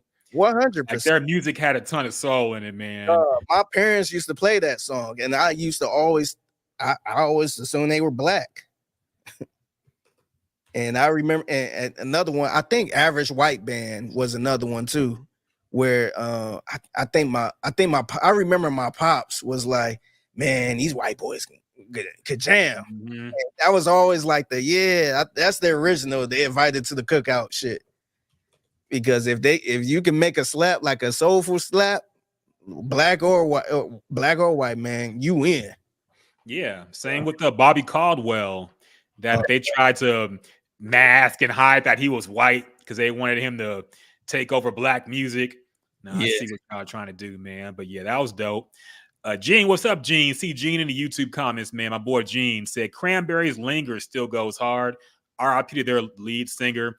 I always get Cranberries and the Cardigans mixed up, man. I always get their names are too similar. But I gotta look that song up. I probably heard it before, but I can't recall it right now. But I always get Cranberries and the Cardigans mixed up as far as these white girl bands, man. Gene says there's tons of react videos of people watching Hall & Oates for the first time. Yeah, I don't like some of those react videos though, man, because I feel like a lot of them be faking the funk. Sometimes it's a song so obscure you're like, it probably is your first time listening to this song. But I've heard people like have a first time reacting to Biggie Hypnotize.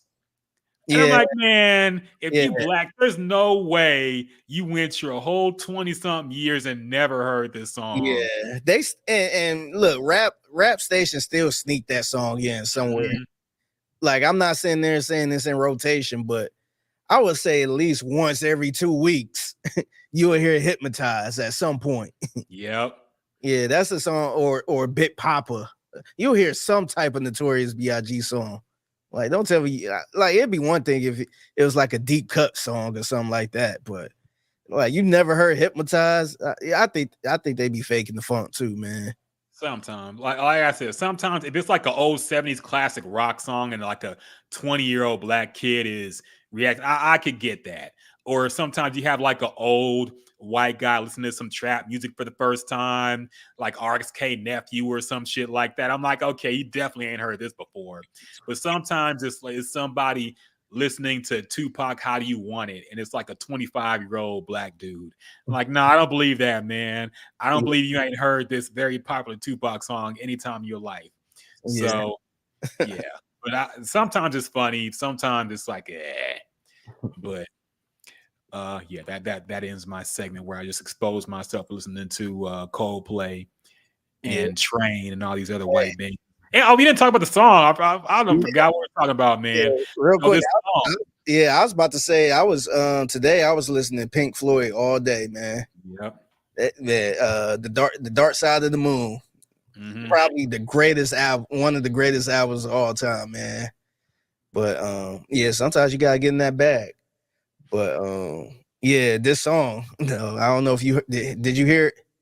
I heard clips of Drake's part, and I'm like, yeah, this is enough. I guess it's supposed to be a joke, but I just didn't think it was funny, so I cut it off. Yeah, I thought it was a joke too. I ain't really take it serious. I don't know. I just found it funny. I guess Drake stands were trying to defend it because he was getting trashed for it. They're trying to defend. Obviously, you guys don't know what a joke is, and I'm just like, all right, man. Like if he felt that sensitive about it, he wouldn't have put it out. So you got to be prepared for people to trash it, like you Drake. And then I did see a couple people say, if it was Kanye that did that, y'all would have been praising it. I'm like, yeah, you might have a point. The fans definitely would have been praising it, but I feel like Kanye got his fair criticism too when he made that poopity scoop stuff. Yeah, man. Yeah, he got criticized for that. Okay, it's time for a discussion, man, because now that the Kendrick beef with Drake is officially over, we've got to review the actions of all rappers involved since the beef, man. Okay, Kendrick has a show coming up. I believe it's later this month in LA, which I'm sure is going to be crazy. Really want to see if he's going to do. He has to do Not Like Us, but that's going to be crazy to hear live, man. So I'm really looking forward to at least seeing videos of that concert. I know it's going to be crazy, and he already puts on a great show. Yeah, I think it's supposed to be streamed too. I think I'll be tuned in, man. I'll be locked in. So Kendrick has that going on. He has not released any new music since then. J. Cole released a feature on what's that dude's name? I forgot his name now. It was Cash Cobain, that's right. Cash Cobain featuring J. Cole. The song called Grippy. That song got torn apart, man. You didn't see the reaction? I didn't. Dog. Everybody said, you know how everybody was saying that J. Cole had a streak of killing every feature he's been on since like 2016 or something. Yeah. Everybody unanimously agreed like it ended with this one. Oh, man. They were tearing up, especially on TikTok. They were tearing it up, man. They said it was a corniest lyrics. He was talking about, I mean, it's kind of hard to even explain, man. Oh, man. Reaction videos, but it got torn apart, man. And it's also like a kind of lovey-dovey song too, which I usually don't like hearing that type of thing from J. Cole anyway. And that got torn apart. Even his fans can't defend that one. They said it was ass. Damn. Now we have Drake, who did a Sexy Red song where he kind of jokingly rapped on BBL Drizzy. And after like a day of, that's kind of funny, got no motion or reaction. Now we have this joke song from Drake. So does it feel like J. Cole and Drake are just trying to put some bullshit out there to cover up for the fact that, you know, it seems like they're scared to rapidy rap again ever since this shit happened, man?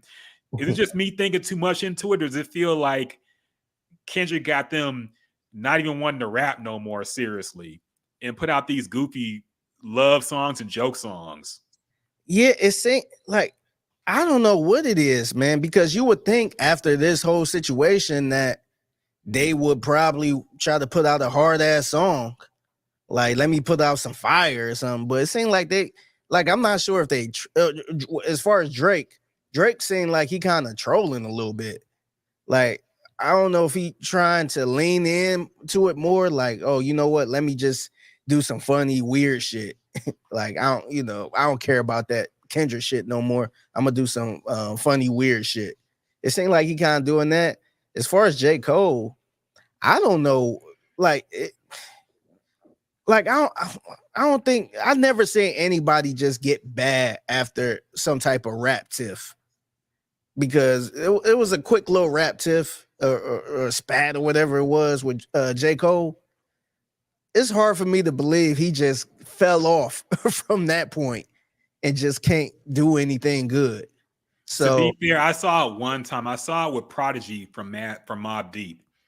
When Jay dissed him on Takeover, he was immediately not the same, because he had just dropped HNIC, which is one of his best, probably his best album. Then after that, his delivery, his speech, his flow, I don't know what happened, man, but it instantly fell off after that record. That's the only thing I could think of. The only one I could think of. Yeah, but I don't know. This just seemed bizarre, man, because J. Cole is a good rapper. And it's hard to me, it's shocking when somebody put out some BS. And I don't know, maybe, like, to me, I feel like J. Cole, I could see all of this being in J. Cole's head, because he did the song talking shit about Kendrick. And then I think the apology, even though he said it was bad in the spirit, he felt bad in the spirit, all this other stuff, he had to do this. But he got heavily criticized for apologizing. Like, I know he got criticized for the song, because I ain't gonna get into all that. That's more of an opinion, but a lot of people criticize him over that apology, man. So I can see J. Cole might be in his head a little bit, where he be like, man, I just don't know about this, or I don't feel the same. Like, I could kind of see that, or maybe he don't want to rap how he used to rap, like when he had, talking about guns and all this other stuff. Maybe he felt like, I shouldn't rap about that, or I shouldn't rap about being the best, since all these people saying I shouldn't. But so maybe that could be the problem with J. Cole. But as far as Drake, I feel like Drake just kind of doing whatever he want to do, man. I feel like he trolling a little bit. He just I don't want to say being weird, but he just on some other time right now, where I guess he trying to lean into being a goofy guy now. I guess he trying to be more. I don't know if he's trying to be more likable now, trying to stay likable, where people kind of, oh, that was funny, ha. Like, I'm not sure exactly if he's trying to do that or not. Like, I seen him give ESPN some OVO jackets. So I seen somebody with a good point that said he trying to get ESPN to not play that "Not Like Us" song. Oh yeah. So maybe that was the strategy. But yeah, I feel like Drake is trying to lean in to try to be this goofy, funny guy right now. Do you think he would have deleted the disses from his Instagram if it was unanimously agreed that he won the beef? Of course not. No, I don't think so. And I don't really take too. I see people talking about that too. Like, he deleted it. Like, I mean, the songs are still up. So, I ain't gonna pay that no attention. I don't blame him for it, because I felt like he probably trying to move past it. And so what's the point of having that still up on your page? And a lot of people delete stuff on their page. But yeah, if he would have smoked Kendrick Boots, 100% that would have still been up. Not only would that been up, he'd probably be performing these songs. He'd probably be performing all of these songs. So yeah, I think I think Kendrick. I mean, not Kendrick. I think Drake kind of know he he lost the public battle. I don't know if I ain't gonna sit there and say he felt like Kendrick had the better songs, but I think Drake kind of know he lost the public battle in this one. And the song, the Not Like Us song is a smash hit. The other song, Meet the Gram, stepped all over his big nuke. So I just think he probably know he lost that public social media battle. So I wouldn't keep that shit on my page either. if it got that bad, I would eventually, if I'm trying to move past it, I would delete that stuff too. Yeah, it's just the moving past stuff to feel awkward now, man. Like, I don't know what his game plan should have been. His next song had to be a real banger. And the fact that it isn't, the fact that he's putting this goofy shit, it makes me wonder if Drake even has the ability to put out a real hit anymore, man. Because if he had one in the tuck, now's the time to drop it, I feel. Yeah. Get people dancing to your shit so they stop bumping Not Like Us so much. Give people something else to dance to. But we've gotten the weak Sexy Red feature, and then we got whatever the fuck this is. Does he not have the ability to put out a huge pop hit anymore without stealing somebody's shit? Do you feel like he's scared that if he put out his banger, that it won't be like Not Like Us, like as far as charting? Because I don't know where Not Like Us is now. But it can't be number one still. Yeah, I don't think so. But do you feel like he's scared if he put that out, it'd be a flop where people don't really want to listen to it? And we seen the YouTube videos where he getting all these dislikes and all that stuff. And I don't know what's bots and what's not bots. But do you feel like he's scared that if he put I'm gonna put my banger out there and a lot of people just start shitting on it and it don't really do what it should do? Like, I wonder if he's waiting for the block to die down, the fire to die down a little bit. And then, once that Not Like Us go away for good and, people not talking about Kendrick and Kendrick is far out the way and back at home on the couch or something, then he'll finally start putting out some heat. I think the way to make the fire die down is to put out the banger. I feel like it's going to stay hot until he makes us forget, because we're going to, no matter what happens, as much time, look how long we spent talking about the Will Smith and Chris Rock slap, man. Yeah. And now it don't matter because they've all gone on to do different things. We got Bad Boys 4 coming out. Nobody cares about the slap anymore, man, because they've moved on and they dropped more things. But Drake got to drop something big to make us forget. We have short memories, man. And if it's a banger, it will not be denied. People won't say, I don't want to hear that because it's Drake. They gonna bump it, man, all right? Everybody want to be the cool kid. Everybody want to bump the hot song. So if he drops a banger that's undeniable, everybody gonna bump it, and I'm not gonna say they're gonna forget about Not Like Us, but they will move on quicker. Yeah. So my theory is the fact that he hasn't means he don't have anything. So I don't know, man. Maybe he just don't have. Maybe he's waiting for another hot rapper to take their style from. I don't know, but maybe the writing camp needs to get back to it because I don't know, man. It's now's the time to do it, and he hasn't done it. He's putting out some bullshit, and it's not working. Yeah, so, I don't know what his game plan is, but whatever it is, it ain't really working, man. Yes, it's looking bad, man. It's looking bad because look, Drake got past the Pusha T stuff. And look, Pusha T ain't nowhere near the artist that Drake was or is.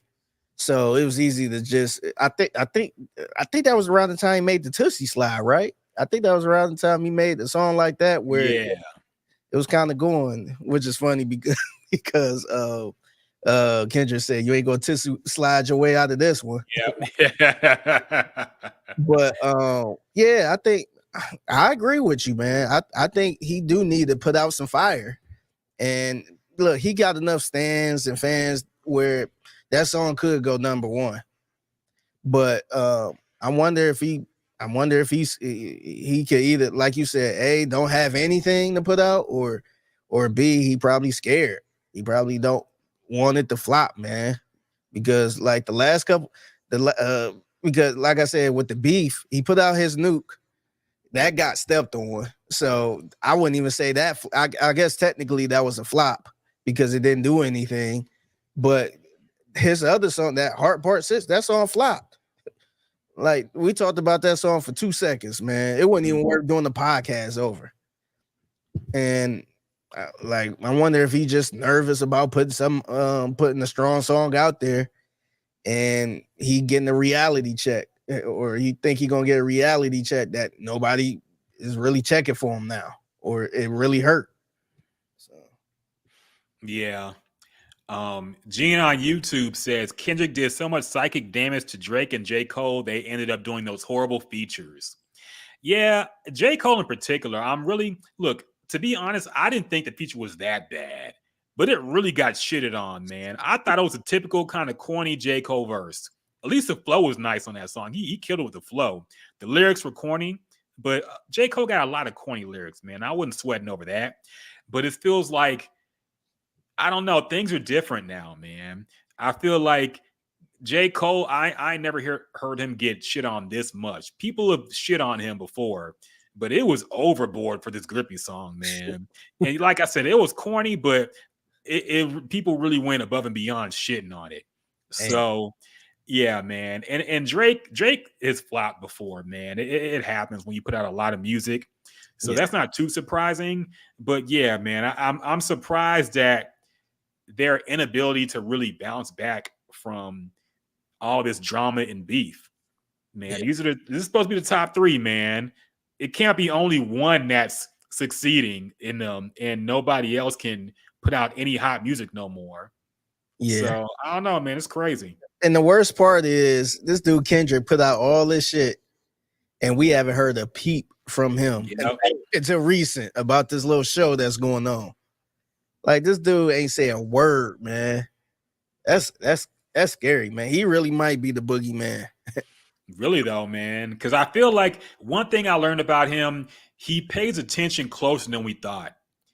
I thought he was somebody who was not tuned in with the internet. I thought he didn't know what was going on, but he clearly exposed that he pays attention, man. He knows people are saying what people want, what's going on. So he is way more in tune than I thought he was. But just a self-control to not say anything, you know, I'll be struggling when I see a hot topic on Twitter. I'm like, you know, I probably shouldn't say nothing, but I'll gonna say something about it. You know, like the self-restraint to just not say anything when all these narratives about you are going out, all these lies or inaccuracies are going out, and you have nobody telling your side of the story. It's so easy to just tweet something and clarify it. The fact that he didn't, and just spoke through the music, that's very disciplined, man. I don't know many people who could actually do that and just stick to it. It is. And think about all the stuff they were saying. They're saying he beat his wife. His wife, his kid might not be his. It might be his bosses or whoever that's over him. Like, all this wild stuff, I would have been like, what? Like, I would have at least said Cap. I would have tweeted Cap or something. Mm-hmm. But for the simple fact, he never spoke. You never heard his voice until it was time for the music. I think that's one of the reasons he won. Yeah, he spoke to the music, man. He didn't leave anything in their interpretation. He didn't tweet nothing. He didn't get on YouTube or Instagram Live and make a video. He spoke to the music, man. He had the old school mentality for it, and I respect it. And the thing is, too, he didn't even address what Drake was saying in the songs. Yep. That's the reason I hated the Heart Part 6, because it was pretty much Drake defending himself at this point. Defense, yeah. I was just like, man, like, nah, that's how you got to just keep going, man. You just got to. Kendrick just kept attacking Drake. He found one little pocket, kept attacking him, man. And hell, I don't even know if it's true or not. And I remember I said that before. I'm like, man, what they're gonna have to do is just lie, lie on each other. Maybe it might be a little accuracy with this lie, but he I guess he found the pocket and he kept attacking it, man. So It's crazy, man. It is, man. It is. So we'll see. I'm looking forward to the Kendrick concert, man. I want to see what he's going to say and what he's going to do. I'm sure everybody wants to see what he's going to say and what he's going to do. I want to know if he's going to drop an album. I think he needs to this year.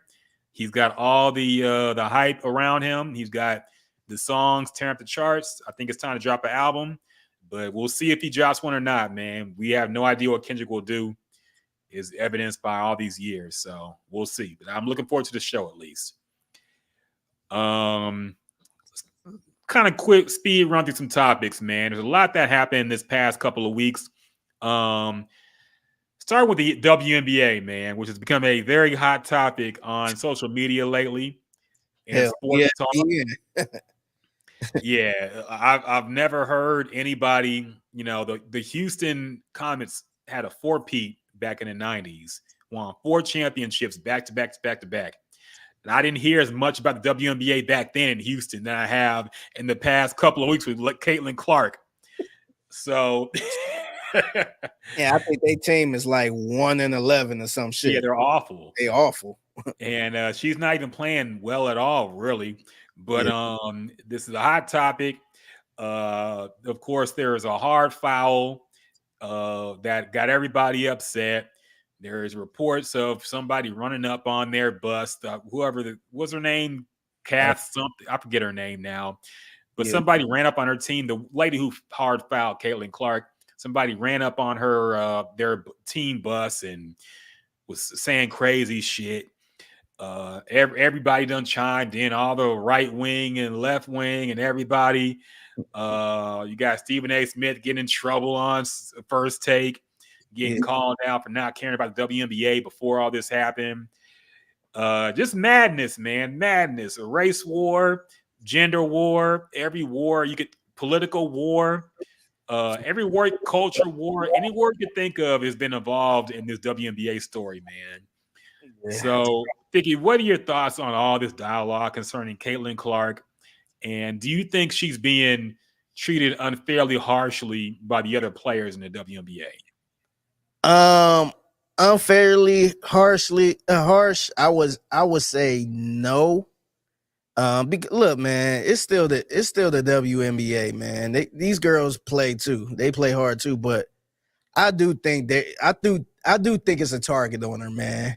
I feel like these players are coming at her because clearly she looks sweet at this point, and every player want to shut her down.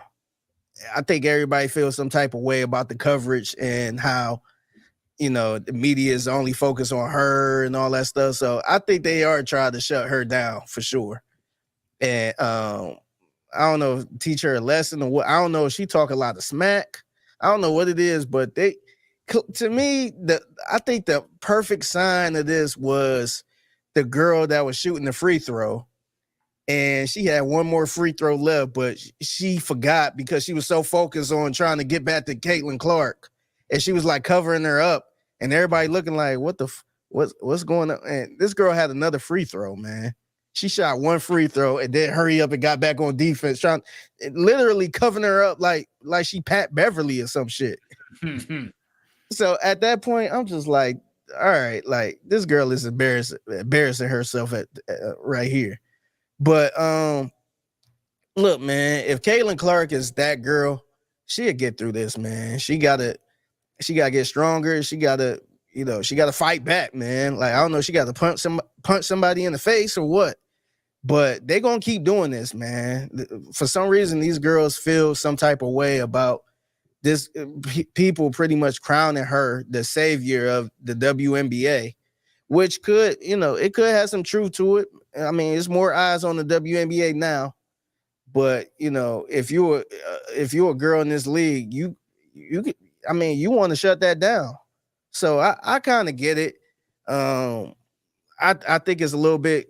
I get it, but I think it's a little bit strange, man. I think the extra stuff, man, like the shoving, all that stuff, I thought it was a little bit corny.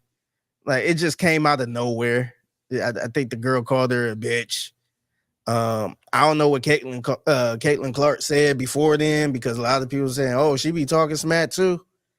I don't know, but to me, it seemed like Caitlin Clark clearly got a target on their back.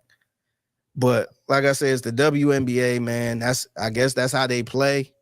And if she's that good, she can overcome that, man. She could.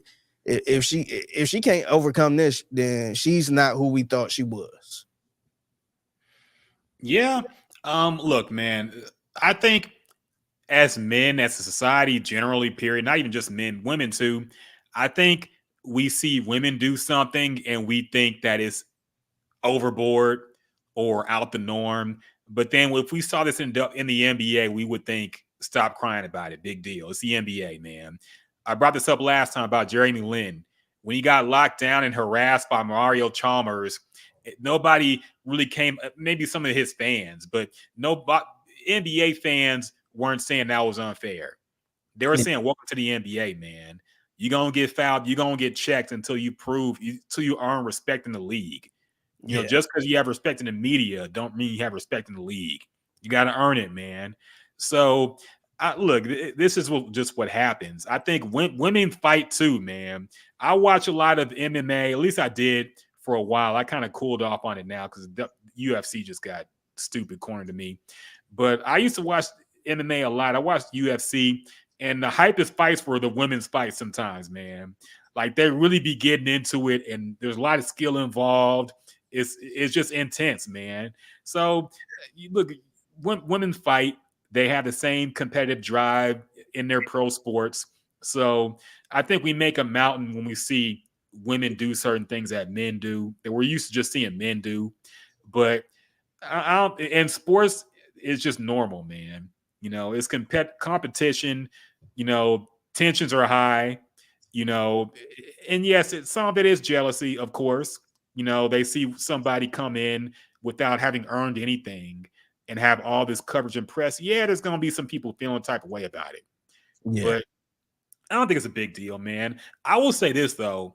The controversy. What's up, Tab? See you, Tab, in the comments. What's going on, Tab? Hope you're doing well tonight. What up? I'll say this, though, man. All this stuff is good to the league. All this stuff. I'm tired of people, all these WNBA heads are talking about, why aren't you just talking about the basketball? Why you got to? No. Hey, do what you got to do to milk this shit, okay? Because by hook or crook, y'all got to get these ratings up, man. Do whatever you have to do to get more eyes on the league. Okay, I understand you don't want certain people saying crazy racist shit or getting unhinged and going to see players, but controversy is good for any sport, man. All right, let's be real. It's good for the NBA. It's good for the NFL. It's good here in WNBA. All this stuff is good, man. I'm tired of the people. That's one thing that pisses me off. People acting like we should be above this and not care. Well, if we didn't care, we wouldn't watch. And it would be the same as it's always been WNBA, man. Do what you got to do to milk this. Do what you got to do to get eyeballs on it. And then transition into, hey, this other player is doing it big over here too. Hey, this player who played against Caitlin Clark put up 35 points and did this and this and this. So build on that, man. Don't shun it and say we shouldn't be talking about it, because this is your moment right now, man. I feel don't ruin it and drive people away by saying you shouldn't care about this at all. This is stupid. Go focus on this team instead, because they won't. People are attracted to controversy and they're gonna watch controversial things, man. So all this stuff is good for the league, I feel. You know, Larry Bird, I'm sure there was NBA heads back in the 80s who were tired of Magic Johnson and Larry Bird everything. You know, it's all people cared about was Larry Bird and Magic Johnson. But that was good for the league because they built off of that. And then Michael Jordan came, and then it became huge and worldwide. Yeah. So it's good for the league, man. That's all I'm going to say. It's good for the league that people care, even if it's something you think they shouldn't care about. Yeah, I agree with you, man. I agree. I think I tell you what, I've been watching a little more WNBA than I expected. Everybody has, man. Yeah, I've been keeping an eye on it, and hell, even I even go to my sports app to see how much Caitlin Clark had. Like, let me see how much she scored. Like, I've been keeping more of an eye out on it than I used to. But yeah, man, like, to me, this is kind of like how I used to be with tennis. whenever I watch tennis probably more than anybody else, but whenever like Coco Golf and Naomi Osaka play each other, something like that, or Serena Williams and Coco Golf play each other, and then all these fans that never really watch the sport like that, they come out of nowhere, be trying to critique it and all this other stuff. I be joking around, be like, oh, all these fake fans and all. But look, man, as long as people talking about it, man, that's a win. Like, I can't sit here and say, hey, we need to be talking about more tennis, or hey, how come nobody's really discussing tennis like that? And then when people do, then I'm like, hey, you guys need to focus on the game, guys. like, no, man. If people talking about it, that's a win, man. Yeah, and that's the same when you watch like boxing or MMA. There's always like that one fight that everybody suddenly cares about. In UFC, it was Conor McGregor. Everybody cared when Conor McGregor fought. And it's like they would say things, and I'm like, y'all don't even watch this sport, man. Y'all really don't even know what's going on. That these things are normal, and y'all be seeing people are winning when they're losing. Just because he's on the floor don't mean he's getting his ass whooped. That's there's a whole mind games in this whole fight thing, man. People don't know. And same thing with boxing, man. There's always that big fight. People don't know either fighter, but they know it's a big fight, so they'll watch it and be like, oh, so-and-so is doing this, or he's losing. Nah, man, y'all don't know. Do you feel offended? I don't want to say offended, but do you be irritated when the certain women that are not into it, they just be trying to get the dudes and be like, oh yeah, where can I watch the fight? Or like, girl, like, you ain't watching no damn boxing match. You ain't watching no UFC. But they know that's where the dude's gonna be, and that's where the niggas gonna be. So they wanna, hey, where can I watch the fight? Where's the fight party? Like, come on, man. That be driving me nuts sometimes. Yeah, like there are some people that actually really are invested in it, and y'all just want to be in you somewhere to party. Like, I get it. Just ask where the action at, man. You ain't got to say like you interested in seeing these two people you never heard of fight.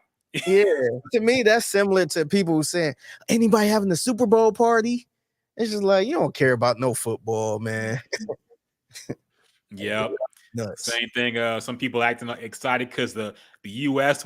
beat who was it? Who they beat? Pakistan in tennis, or what? Who did they beat? They beat somebody in cricket. Oh, what really? team was it? Yeah, but suddenly the point is everybody was acting like they were suddenly interested in cricket. I'm like, man, I know y'all don't know nothing about no damn cricket. Same thing when the U.S. soccer team beat somebody who's actually decent.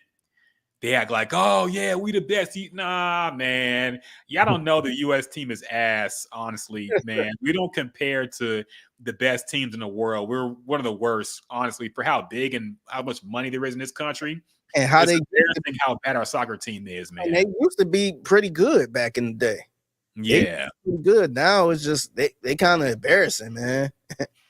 Nah, there's like you got countries who don't make as much as the state of Texas, like as much as far as money is rotated, and they got the best players in the world who would just embarrass the United States, man. So yeah, it's I don't know, it's wild how people suddenly care about these obscure sports that they usually make fun of because we're winning or somebody they know is winning. I'm like, come on, man. Yeah. How do you feel about the coverage of the WNBA right now? Like, I feel like a lot of people tweet about it, like they just so into it. Do you feel like that's kind of just trying to be in the moment, try to be the hipster? Look, I've seen people talk about the WNBA and tweet about it before all this happened. Those are the only people I respect, though. Okay, if you were watching the WNBA and reacting to the games and tweeting while they were getting no ratings and having nobody in the stadium, you a real one to me. Yeah. Anybody who starts doing it now, even these women reporters who are suddenly caring about the WNBA, man. Like certain Taylor Rooks and people suddenly care about this shit. How long y'all been in this sports reporting game, man? Yeah. Now y'all care about WNBA, and now y'all care about highlighting these players. Nah, you could have been on your personal accounts. You could have been reacting to games and talking about games. You weren't, because you knew that wasn't where the action was. But now it's there, and now you are. Yeah. That gets on my nerves, man. Anybody who starts doing it now, I don't respect you like that. Yeah. No, I agree. It's a couple. It's actually one person that I know that she covered the WNBA a lot, and she actually live tweeted, which I respect. This girl named Megan Hall. She actually, I think she works for a couple different companies, but she actually covered the WNBA, and she tweets everything. She tweets press conference shit. I'll be like, man, salute to you. Yeah. But yeah, shout out to Megan, man. She doing her thing. Yeah, so people were on the ground floor. Like, I have some friends who talked about WNBA, and I'm like, yeah, man, you can't get me to watch it, but I respect the fact that you care about it. So those ones I respect, because they were in it they got it out the mud, man, with this league, man. They got it. They were watching it when it was a joke to watch it if you were a man. So now everybody's watching it. Now it's a hot topic, but nah, I don't respect it if you just hop on the bandwagon, man. Yeah. Maki on YouTube says, after the comments, I stopped being invested in WNBA, not gonna lie. Picked back up around 2021. See, that's still early enough for me to respect. Yeah. All right. You think pre-Caitlin Clark I respect? Yeah, we call that BC, before Caitlin. Anything BC, I like that. Anything BC, I respect. Anything post AC, yeah, I don't fuck with that. Yeah, it's funny, that whole BC thing. I did that. I usually do that with COVID. I'll be like, man, we used to do that. Yeah, that was BC, before COVID. AC after COVID. Yep. But yeah, BC, before Clark, before Caitlin. And yeah, I think a lot of Houston fans tuned out on WNBA when you think about it. It's really hard to respect a league where a team can win 4 championships back to back to back to back, and then not exist anymore. Yeah. No, that's really strange for a professional sports league to do. So after that, that's when I stopped caring. I mean, I was very young when that happened anyway. But yeah, a lot of Houston fans, I'm sure, were just stopped giving a shit about the league, period, when that happened. So yeah, but people are getting invested again now, man. Yeah, that was the same with me, because Cleveland, we had the women's team too, the Cleveland Rockers. And I remember going to a couple games as a kid. And yeah, since then, to be fair, I felt like we never really cared about them then. I used to only go because we got free tickets. Mm-hmm. So yeah, I don't think a lot of people really cared about them at that time. But yeah, man, it's hard to be so invested in it when your team, you probably had the best team in history of the WNBA that just vanished. Yeah, it's really strange, man. And that's one thing that is made the league look like a joke. So yeah, imagine if after Jordan's 6 championships with the Bulls, they said, all right, no more Bulls. Yeah. He just took the team out. That is very strange, man. But yeah, at least it's doing better now. Maybe we get another team back in Houston. I don't know. But yeah, I just hope the league does better and grows. There's going to be growing pains, man. It's going to be a lot of drama and bullshit. But I think the league will come out looking better for it in the end. Yeah. Miguel asked the hot. I knew Miguel was going to come in and ask this question. You late to the party, buddy. He said, "Did y'all already touch on the state of In the Loop?" We talked about Landry at the beginning of the podcast, man. Yeah, me and Landry got in a fight. So yeah, we actually fist fought. So they had to make. I told them, hey, you either him or me. Either him or me. So hey, they chose. They say this gonna rock with me. So that's what happened. We called Cal McNair and said, "What do you think?" And he said, "I'm rolling with my motherfucking Nick." Nah, he didn't say all that. Nah, yeah, man. We talked about Landry at the beginning of the podcast, man. We wished him well. Like, there's no drama to report, man. It's just things that happen in radio. But he's going to be fine. You know, of course, we still cool with him. We still talk with him. And he's going to be fine, man. You ain't got to stress about it. Yeah, it's part of the radio game, man. Stuff like this happens all the time, man. It kind of shocked us all. And, you know, we've been together since 2018, man. So it sucks, but it is what it is. That's the radio business. And the good thing is Landry, he still got his YouTube channel, man. He's gonna be good. He's still gonna be doing his thing. He's still gonna be covering the Texans. And yeah, yeah, man. I mean, that's just part of the game, man. Stuff like this happens a lot. So we're gonna be good. We got some stuff coming for the show soon. So just, you know, support, man. Look, man, support the show and support Landry, man. You can do both. Yes. Yeah, man. So yeah, like I said, salute to my dude Landry, Yeah, no, definitely, man. We wish him well. Marquis says, I think the Houston sports world is too invested in the Rockets, Astros, and Texans. Dynamo barely gets in already. Well, I mean, MLS is just not there yet, man. And look, I've been trying to get into soccer. You know, I've been watching some Champions League games. But now I'll be down to go to a Dynamo game. I heard a Dynamo game is actually really fun to go to. But I mean, it hurts being the second-rate league for your sport, man.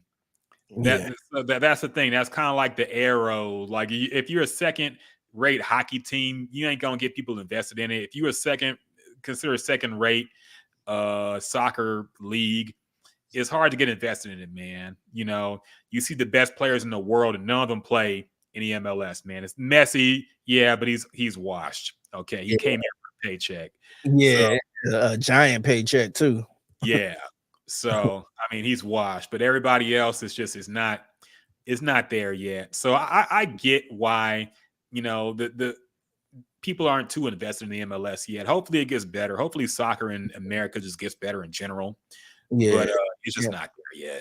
And specifically the Dynamo, it's a good place to go, man. I go to Dynamo games a lot, and I'm still learning about soccer a little bit, man. But it's a good place to go. It's a nice vibe. It's not a bad seat in the house.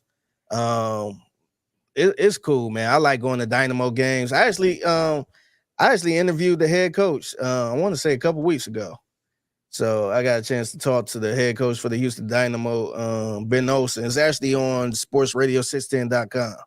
So you can check out the YouTube page and all that stuff. But hey, man, it's a cool place to go to, man. Affordable.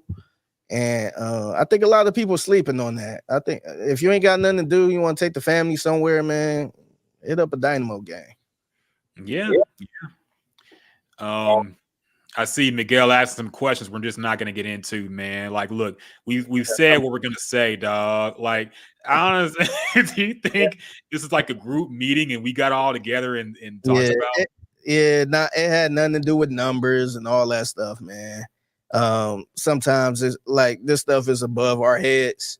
A lot of people get let go every day, B. So, yeah, man. Like I can't, like, there's no tea or nothing like that.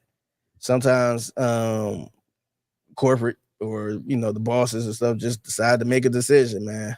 So yeah, it's all good. Everything gonna be good, man. And that's the one thing I'm happy about, man. Landry doing this thing on his own. And that's why I always stress to people, man, make sure, you know, work on yourself too.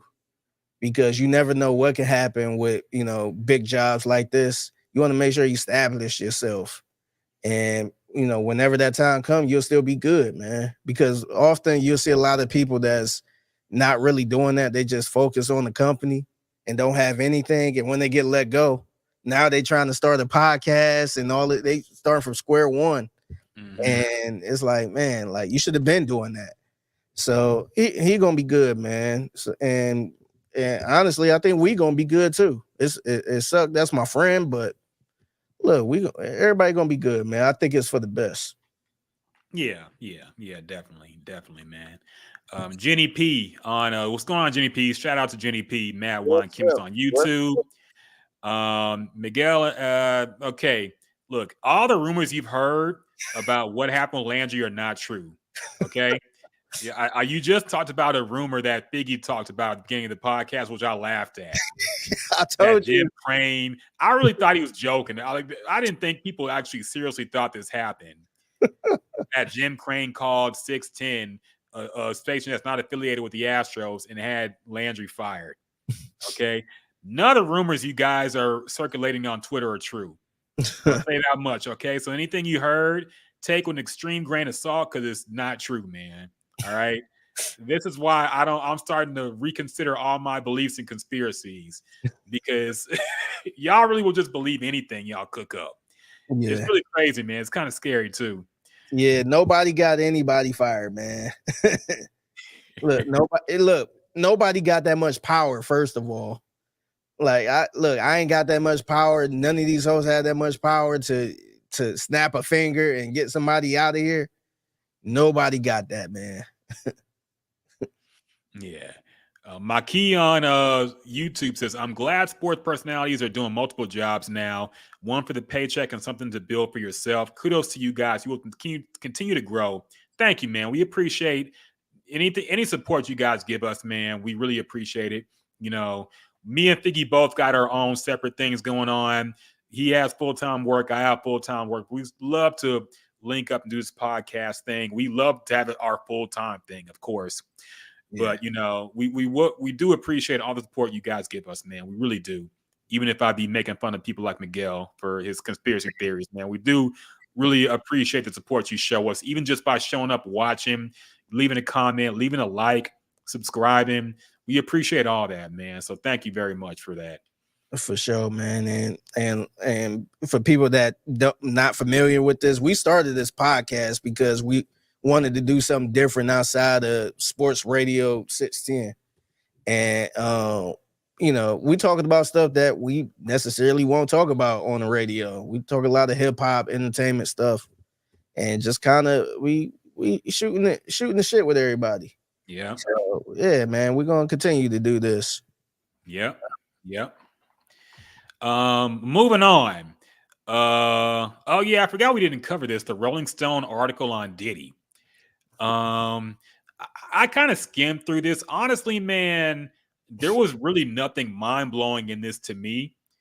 I think people were really digging for shit to dig up on Diddy, but I feel like anybody who knew him or knew of him, this was surprising, man. Yeah, he was an asshole, okay? Yeah, he exploited Biggie's death for popularity. We knew these things, man. It was a joke between everybody who was in hip-hop. Yeah. So personally, I didn't see anything that extreme. I didn't see anything like sex trafficking type stories from this story.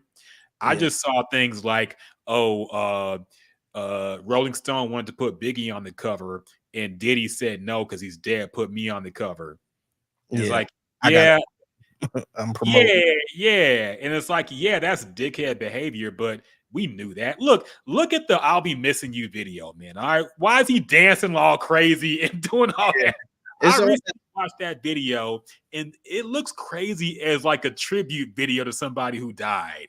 Yeah, it do. First off, there's like no pictures of Biggie anywhere.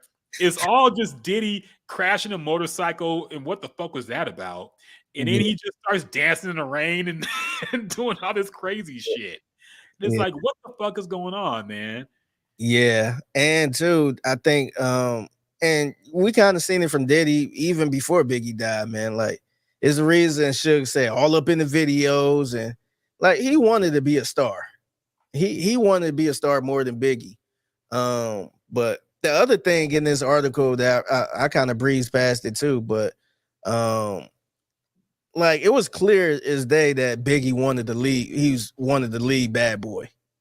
He ain't want to be around anymore, and that's when the whole conspiracy of his death really started amping up, saying that Diddy was responsible for it.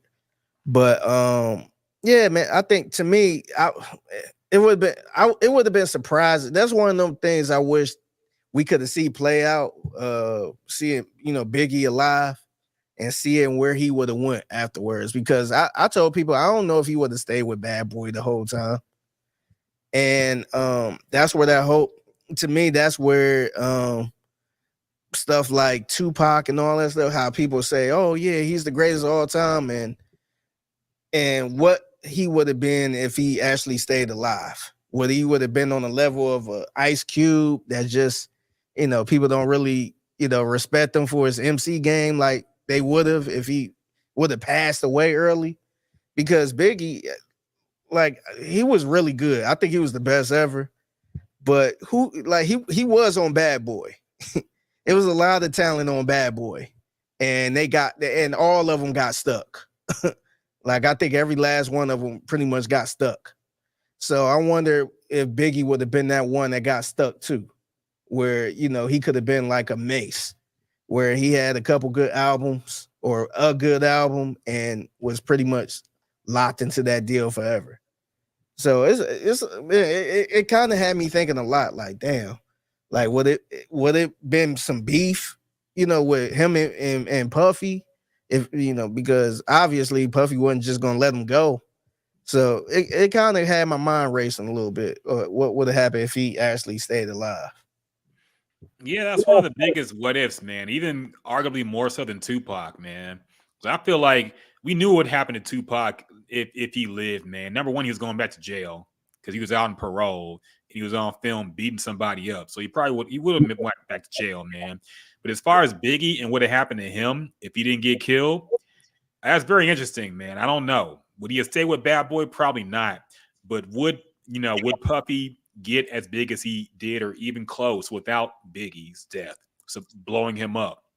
You know, it's a lot of what ifs, man. I know people like to ask, oh, Jay-Z would have never been this if Biggie was alive, but I don't think you know that for sure, man. You know, there was big rappers when Biggie was alive. There was going to be more after him. But there's a lot of what ifs, man. What if Biggie lived? New York hip hop would have looked way different in the late 90s. So I don't know. Yeah, it's interesting, but apparently Rolling Stone been working on this for months, or damn near 6 months, interviewing people. So I'm like, all right. Yeah, the funniest part was when they, at the beginning, they said some people wanted to be paid for it. It's like real journal. I guess people are used to like Vlad TV and shit, but real journalism, you don't pay people to give a quote, man. Okay, that is not how it works. That's a little bit ridiculous to me. That's like paying somebody for an interview. Yeah, it really is. I'm not paying nobody to hop on this podcast, man. I don't care who it is. Like, I'm sorry. I don't know. I'm not cut like that, man.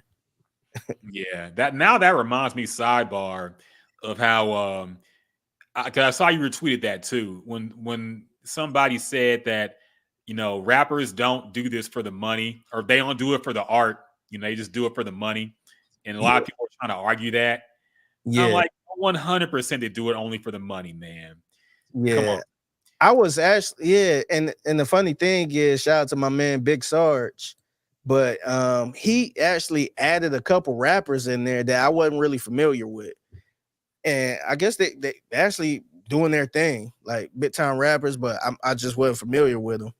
But I was pretty much saying, like, I forgot how I put it, but I was pretty much saying, like, I appreciate the people that's doing it because they love it and not doing it just to try to get a quick bag and get out type thing.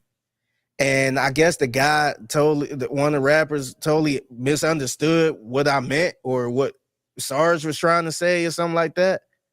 And I'm just like, no, I'm like, because the guy started talking about he do it, you know, he got family to feed and all this other stuff. I'm like, which is cool, that's good, but you doing it because you like doing this shit. You're not doing it just to get a quick bag and get out. And that was my whole point, because a lot of people try to do it just to get in and get the money and shit. And then they turn around, they don't even be doing stuff. Like, look at people like like I look at the females, mainly somebody like a Young Miami. Like, did she really want to rap? Or did she get in, get the bag, and then like I'm out? Like, I don't really care about this stuff. Or even look at somebody like a Cardi B. Like, I don't know how passionate she is about music. She got in, she got probably the biggest bag you'll ever see.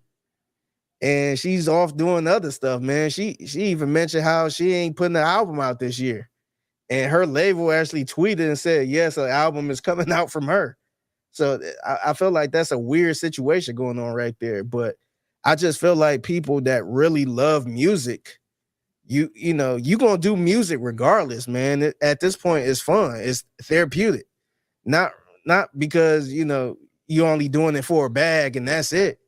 Like, hell, I'll put an album out for free if I wanted to. If I just love doing it.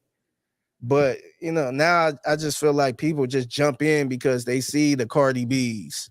They see the what's the girl that get all the McDonald ads and all that.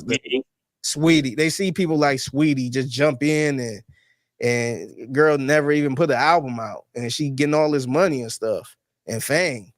So I just feel like a lot of people see that and they jump in it for that and not actually. Dude, I met so many people that was just trying to jump in the studio to rap so they could get famous and stuff. It's like, do you even like music? So to me, that didn't even make sense. That's like people trying to jump into radio just because they see Charlemagne the God or something, or some famous radio people. It's like, do you even like doing it? Do you have a love for it? So that was my whole thing, and the guy took it totally different. Yeah, no, man. We talked about this before on the podcast, but yeah, it's definitely, and that's what I hate when people, talk about they want the bag, they want to retire at 30 or whatever, because it means it's not an art. If you stop doing it at 30, it's not an art. You think painters stop painting when they turn 30? You think singers stop singing when they turn 30? No, you got people, Rolling Stones still touring. They got all these still putting out albums. Yeah. You he think got to do a damn thing. Exactly. If you love your art, you ain't gonna stop doing it because you turn 35 or 40. Only rap gets this type of reputation where it's like you corny if you do it past a certain age. Yeah, you got jazz musicians that's out there just 70 years old still putting out music and albums and stuff. You like even look at entertainment as far as actors and actresses. Like you rarely see people retire, and the only time they do is if they maybe going through some health problems and they can't do it no more. But you still got 70, 80-year-old actresses and actors. Like, they still keep going because they love it. They ain't doing, of course, they doing it for money too. Who wouldn't do it for money? But they doing it because they love it. They ain't just jumping in here just let me be an actor so I can get a bag real quick and then I'm out. Like, they only do that with rap. And that's actually a nice segue into our next topic, but we got some comments here first, man. Miguel asked, you think Biggie did anything with Diddy? No, that's a wild ass question, man. No, I don't think so. I'd rather not even think about it. I mean, to be honest, though, if the rumor about him and Carl Winslow is true, you see that too on the podcast. Yes. If that's true, anything could be true, man. I don't know. Maybe I don't even want to think about it. Dragon Spitfire said, wasn't that crazy how Bad Boy abandoned Craig Mack when Biggie started taking off? Yeah, he did it with a lot of people, man. That was the thing about Bad Boy. You'd have one hit and then you disappear. A lot of artists came and went. G-Dep, Black Rob, there's so many Donnell Jones, like a lot of R&B acts that had great albums. They only had one and they disappeared. Cassie, Cassie put out one album and got kidnapped. Yeah. For like 15 years.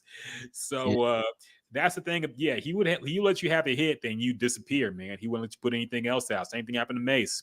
So yeah. That's just the Bad Boy way. At least it was. and Miguel asked us why we were pocket watching. I don't think that means what you think it means, man. We're we're asking if people were in it for the art or for the money. That's not pocket watching. We're not talking about how much money they're making. But yeah, man, that leads us into the next thing that happened this week. So Method Man and Redman performed at Summer Jam, which I didn't think was even still going on. When's the last time you heard Summer Jam, man? Honestly, anything about Summer Jam happening? Yeah, Coachella and all those Rolling Louds, all that took that out the way, man. Yeah, nobody care about Hot 97 Summer Jam now. Yeah. I got to look up this roster, man, because so yeah, it was a viral discussion because Method Man and Redman were there. And first, let me read this lineup real quick. This was June 2nd. The headliners, I guess, were Doja Cat and Friends. I don't know who the Friends were. Sexy Red. You had French Montana, DeVito. I don't know who that is. Lola Brooke. Don't know who that is. Cash Cobain. That's only a know. marker. Yeah. You know Lola Brooke? She's the tall. I mean, she's very small. Remember, she took a picture next to a WNBA player. Oh yeah. Go play with it. She got like a deep voice. Yeah, you heard her songs. Yeah, probably. The name I didn't recognize. Cash Cobain, know him because of the J. Cole shit. Bayswag, don't know that. Honey, another weird spelling for this fucking name. Honey Baby, but baby is spelled BXBY. What the fuck, man? Anyway, 5-Year Foreign, 41. I know them because I've been bumping some of their music in the gym. Kyle Rich, Jen Carter, and Tata. I know them because I've been bumping some of their music, but otherwise I wouldn't know them I just saw their names a few weeks ago. Sleepy Hollow, I know him. Connie Diamond, don't know that. 310 Baby, don't know that. Ty Dolla $ign, of course, know him. A Boogie, celebrity host. Oh, okay. So I thought this was out of place. Now I see. So there was a segment, like an old school hip hop segment, where they were celebrating the life of Mr. C, who passed away, with Big Daddy Kane, and apparently the people that were there were Jadakiss, EPMD, Eric B. and Rakim, Method Man and Redman, and Lord Tariq and Peter Guns, with Funk Master Flex there as well. And it was hosted by Nessa, Ebro, Peter Rosenberg, and Laura Stiles. Now, the Method Man and Redman thing went viral because there was a clip of their performance. Of course, the crowd is not reacting. And he had a comment saying basically, love y'all, but this will be our last time doing Summer Jam ever because it's not our crowd. The generational gap is just too wide now. And I understand. Me too. Because having this kind of set in a show with these headliners is confusing, man. I don't know why they thought that was a good idea. Yeah, that it was crazy. Like, I get that they're trying to salute to Mr. C, and I totally get it. But them kids that's there to see your Sexy Red probably don't care about Mr. C, man. And I hate that, but that's the age gap, man. I think it could have been something totally separate. As far as like, I think it was cool. That set list was cool. As far as like Redman, Jadakiss, all of them, Method Man, all that. I think they could have did something totally different and separate to honor Mr. C. And I know Mr. C was at Summer Jam, Summer Jam, right? Yeah, Summer Jam. Yeah. I was thinking of the WWE Summer Jam, Slam. Summer Slam, yeah. No. But Mr. C was at Summer Jam a lot, so I get to pay their respects to him. But it's just weird having that whole set list like that to a crowd that probably wasn't even born during that time. And of course, you're gonna get some eyes that's just looking, or some eyes that just don't care. And I think it would have been a dope concert if it was just marketed towards that older crowd like us, or people older, people in their 40s and all that stuff. I think they could have, they could have sold something out. But I just think having a summer jam like that with 310 Baby, I don't even know who that is, but just this young crowd catering towards the young crowd. I just think that at that moment, that was, I mean, if you see a lineup like that, 9 times out of 10, a 40-year-old ain't about to go to summer jam. So I think it was cool what they were trying to do, but I think they could have saved that for another day. Yeah, I agree. They could have maybe put up a picture or something and be like moment of silence to Mr. C or something like that. But I think that's just a whole wasted performance, man. Because look, Method Man, Redman put on good shows. Jadakiss is Jadakiss, and I forgot who else you said that was there. EPM, dog, that could have been some type of 90s party or something, man. Like that could have been a whole nother thing. Just imagine if they were all on tour and they came to Houston. I'm sure a lot of people be like, damn, I got to go to that. Yeah. But this summer jam was marketing Sexy Red, man. So I think that was just a bad timing for it. Yeah, and this is the problem with having the old heads like Ebro and Peter Rosenberg have control of it, man. Because they want to hear these things, but that don't mean that the audience there does. So I get the sentiment, but this is a bad time for it, man. It could have been its own separate show. Maki on YouTube says they tried performing on a young roster that is not known for their lyrical talents. If it was a young lyricist tour, then maybe they would listen to Method Man and Redman. Yeah, I think that makes sense, because if it was a J. Cole's show, I'm sure they would get hype for Method Man and Redman, even though that's still a generational gap there. Yeah, I think they will at least respect it. Or if it was somebody, let's say somebody, I think J. Cole a little more Hollywood, but let's say it's somebody that's more who is somebody that's more lyrical, but kind of younger. Like somebody that's like very like a lyrical person. Young artist that's it's tough now, man. Anybody that we know and heard of that's lyrical and is young. Know. I was thinking somebody like a Joey Badass or something like that. Somebody that pride themselves in lyrics and not really like mainstream music. I could see them possibly being a fan of Method Man or Redman, or if not, they appreciate the lyrics and the performance. But like I said, Method Man and Redman, and then you having Sexy Red right after that. That's just all over you better off having a country artist up there, and then after that having a classic rock person or something, man. It's just kind of all over the place. And that's how far hip hop has came, where you can't even. I'm sure with country music, you could probably put a new country artist on the stage with an old school country artist, and they could probably make it work.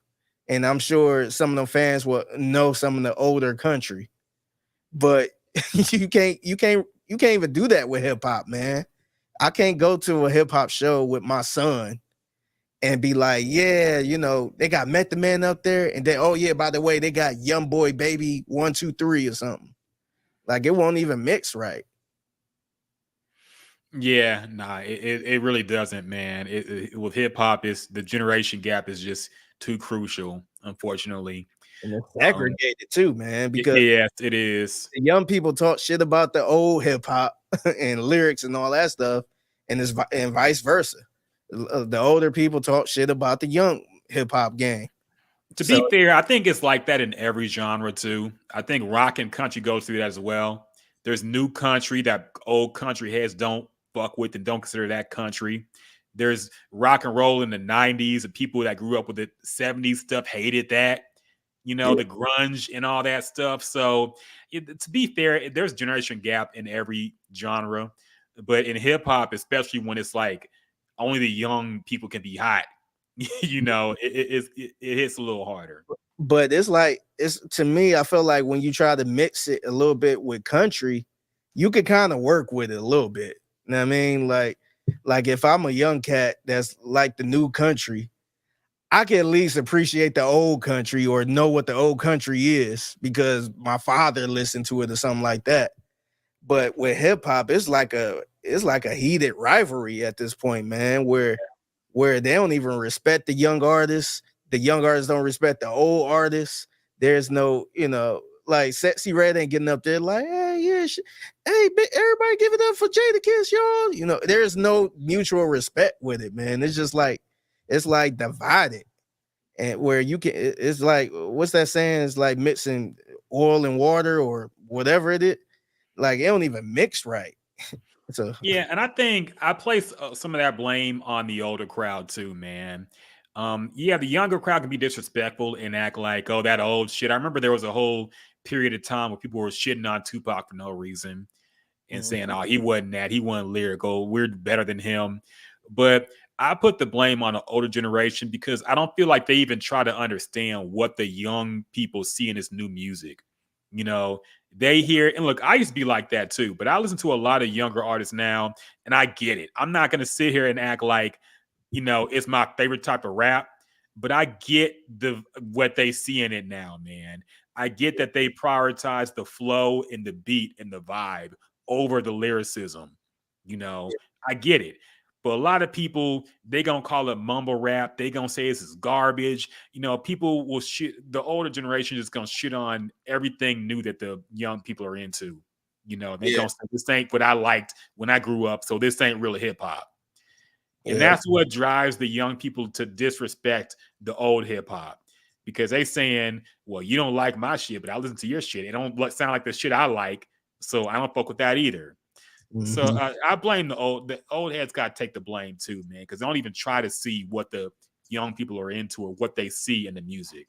Yeah, that's where it started, man. I think I would put the blame on them first too, because even look at the rappers, man. Like we see a lot with, not to pick on the female rappers, but you see, a young Nicki Minaj who's a big Lil Kim fan, and Lil Kim just blowing her off, man. And that creates something where Lil Kim is like, no, you biting my style, or you trying to be like me and all that stuff. Yeah, she was a fan. And it's like, there's no love there at all. It's not, it ain't a thing where it's like Lil Kim saying, hey, I appreciate you, let's do a song together. It's like, they don't want to help each other, man. And that kind of create that vibe too, because people look at Nicki like she's the bad person, which, maybe she is, I don't know. But looking at that situation, that could have been a whole bunch of love right there, man. And you see it all over the place where you got a young up and coming artist and the older artist is just shitting on the young generation. Just like, why is you doing that? And make them look so bitter and old where you kind of lose that respect a little bit. And I don't know. I'm sure it's like that in other genres too, but it's really highlighted in hip hop where you see like an older artist that probably ain't got it like they used to, just shitting on the new artists. Where it's like, why are we doing that, man? Like we all should be sticking together at some point. Yeah, that reminds me of the infamous Ice-T Soulja Boy beef, man, with that classic video.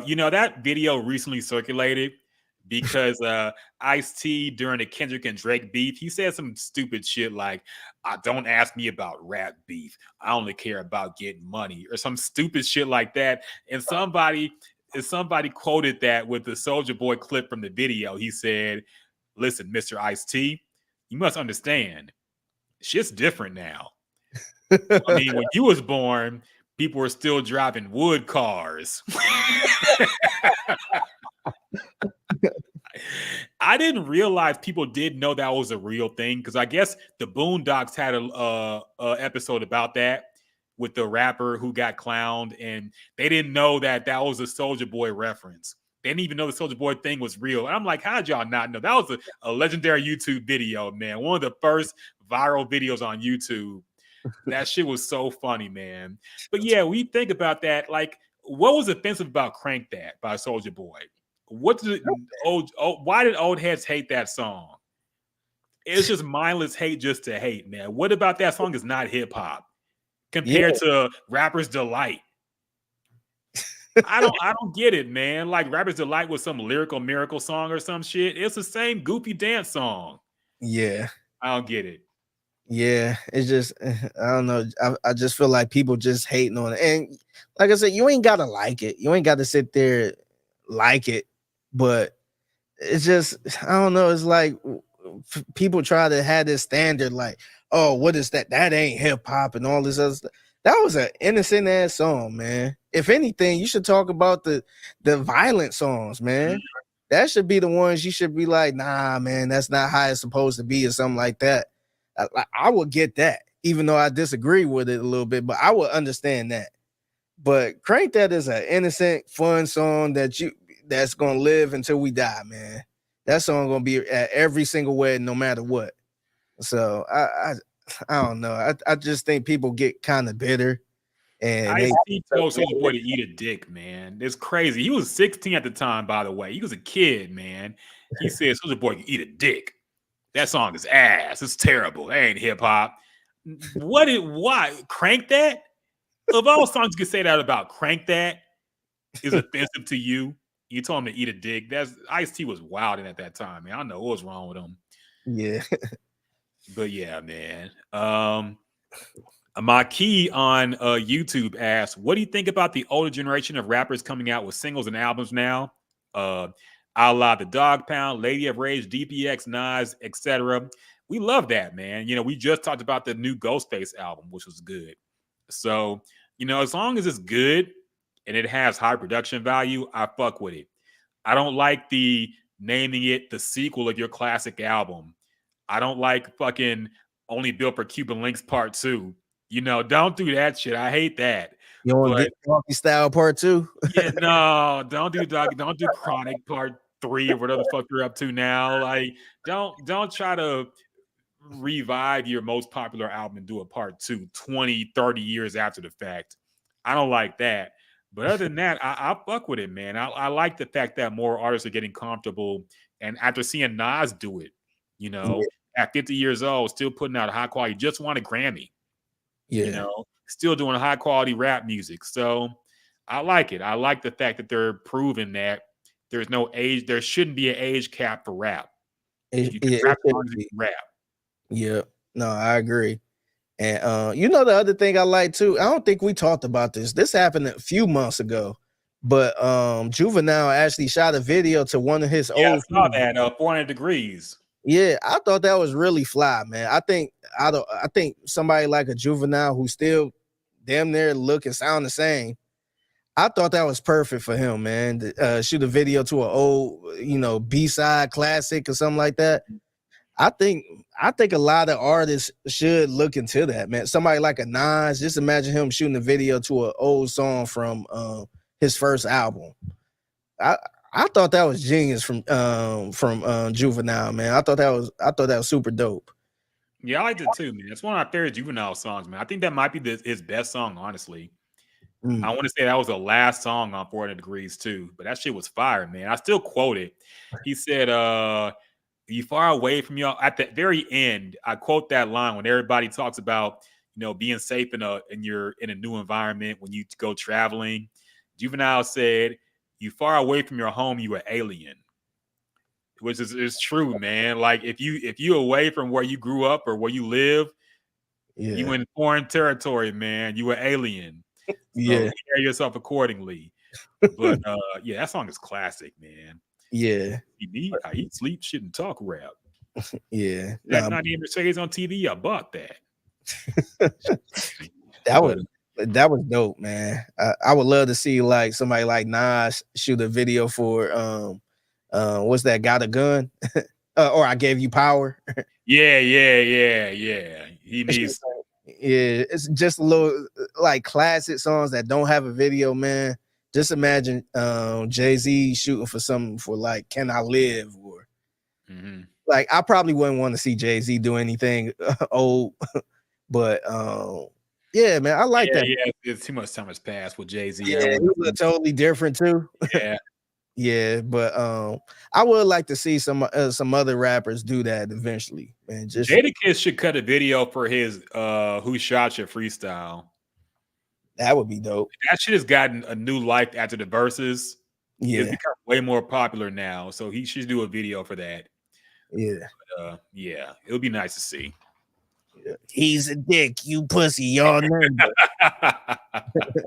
And he rewound this shit and did it again. Yeah. Wow, man. It embarrassed Dipset with that, man. Really did. You know what? Sidebar again. You know, I enjoyed the freestyle that Cameron did on Anthony Edwards. I thought it sounded really good. I was upset that he had none of that injury for Jadakiss in locks. Yeah. Where was that at, man? So, you could still rap, but you just save it for a 22-year-old NBA player who don't rap. You didn't have any smoke for the actual pro who you was up against in a highly televised, highly viewed versus battle. Yeah. It was crazy to me, man. That pissed me off knowing like, you can actually still rap. You just chose not to that night.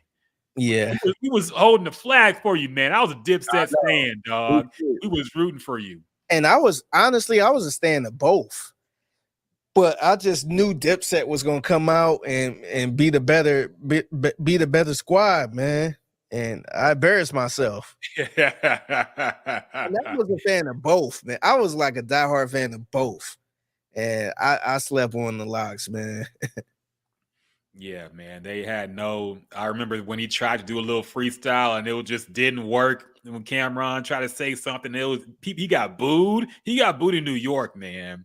Yeah. I never think Cameron was gonna get booed in New York. Yeah. But yeah, it was rough. And now I see him do that fire freestyle on his podcast. And it's like, man, where was this? Where was this energy? Where was it? Maki on YouTube asked, what is Nikki doing behind the scenes? What is Kari doing behind the scenes? What is Megan doing behind the scenes? Do you follow me? Allegedly. You know, I don't know who's doing what. We can speculate, but I don't know, man. I don't know. Yeah. What's going on, David? My boy David Brothers. What's going on, dog? He says, what up? Good to see you, man. We're probably about to wrap up this episode now. We do appreciate you joining us, though. Yeah. Just in time for our MAGA topic. We can talk about this real quick. How do you feel about Donald Trump being found guilty of all 34 counts of, I guess he paid hush money to somebody, and now he's a convicted felon? He's glad we're making the time for the versus talk. Yeah, we're talking about how embarrassing it was that Cameron did that fire freestyle on Anthony Edwards recently, but he had nothing to say to Jadakiss and the Locks when they had the battle. It was just he locked up and froze and just they all embarrassed us, man. So yeah. Anyway, Donald Trump is now 34. He said in a row. That Clerks reference. That's funny.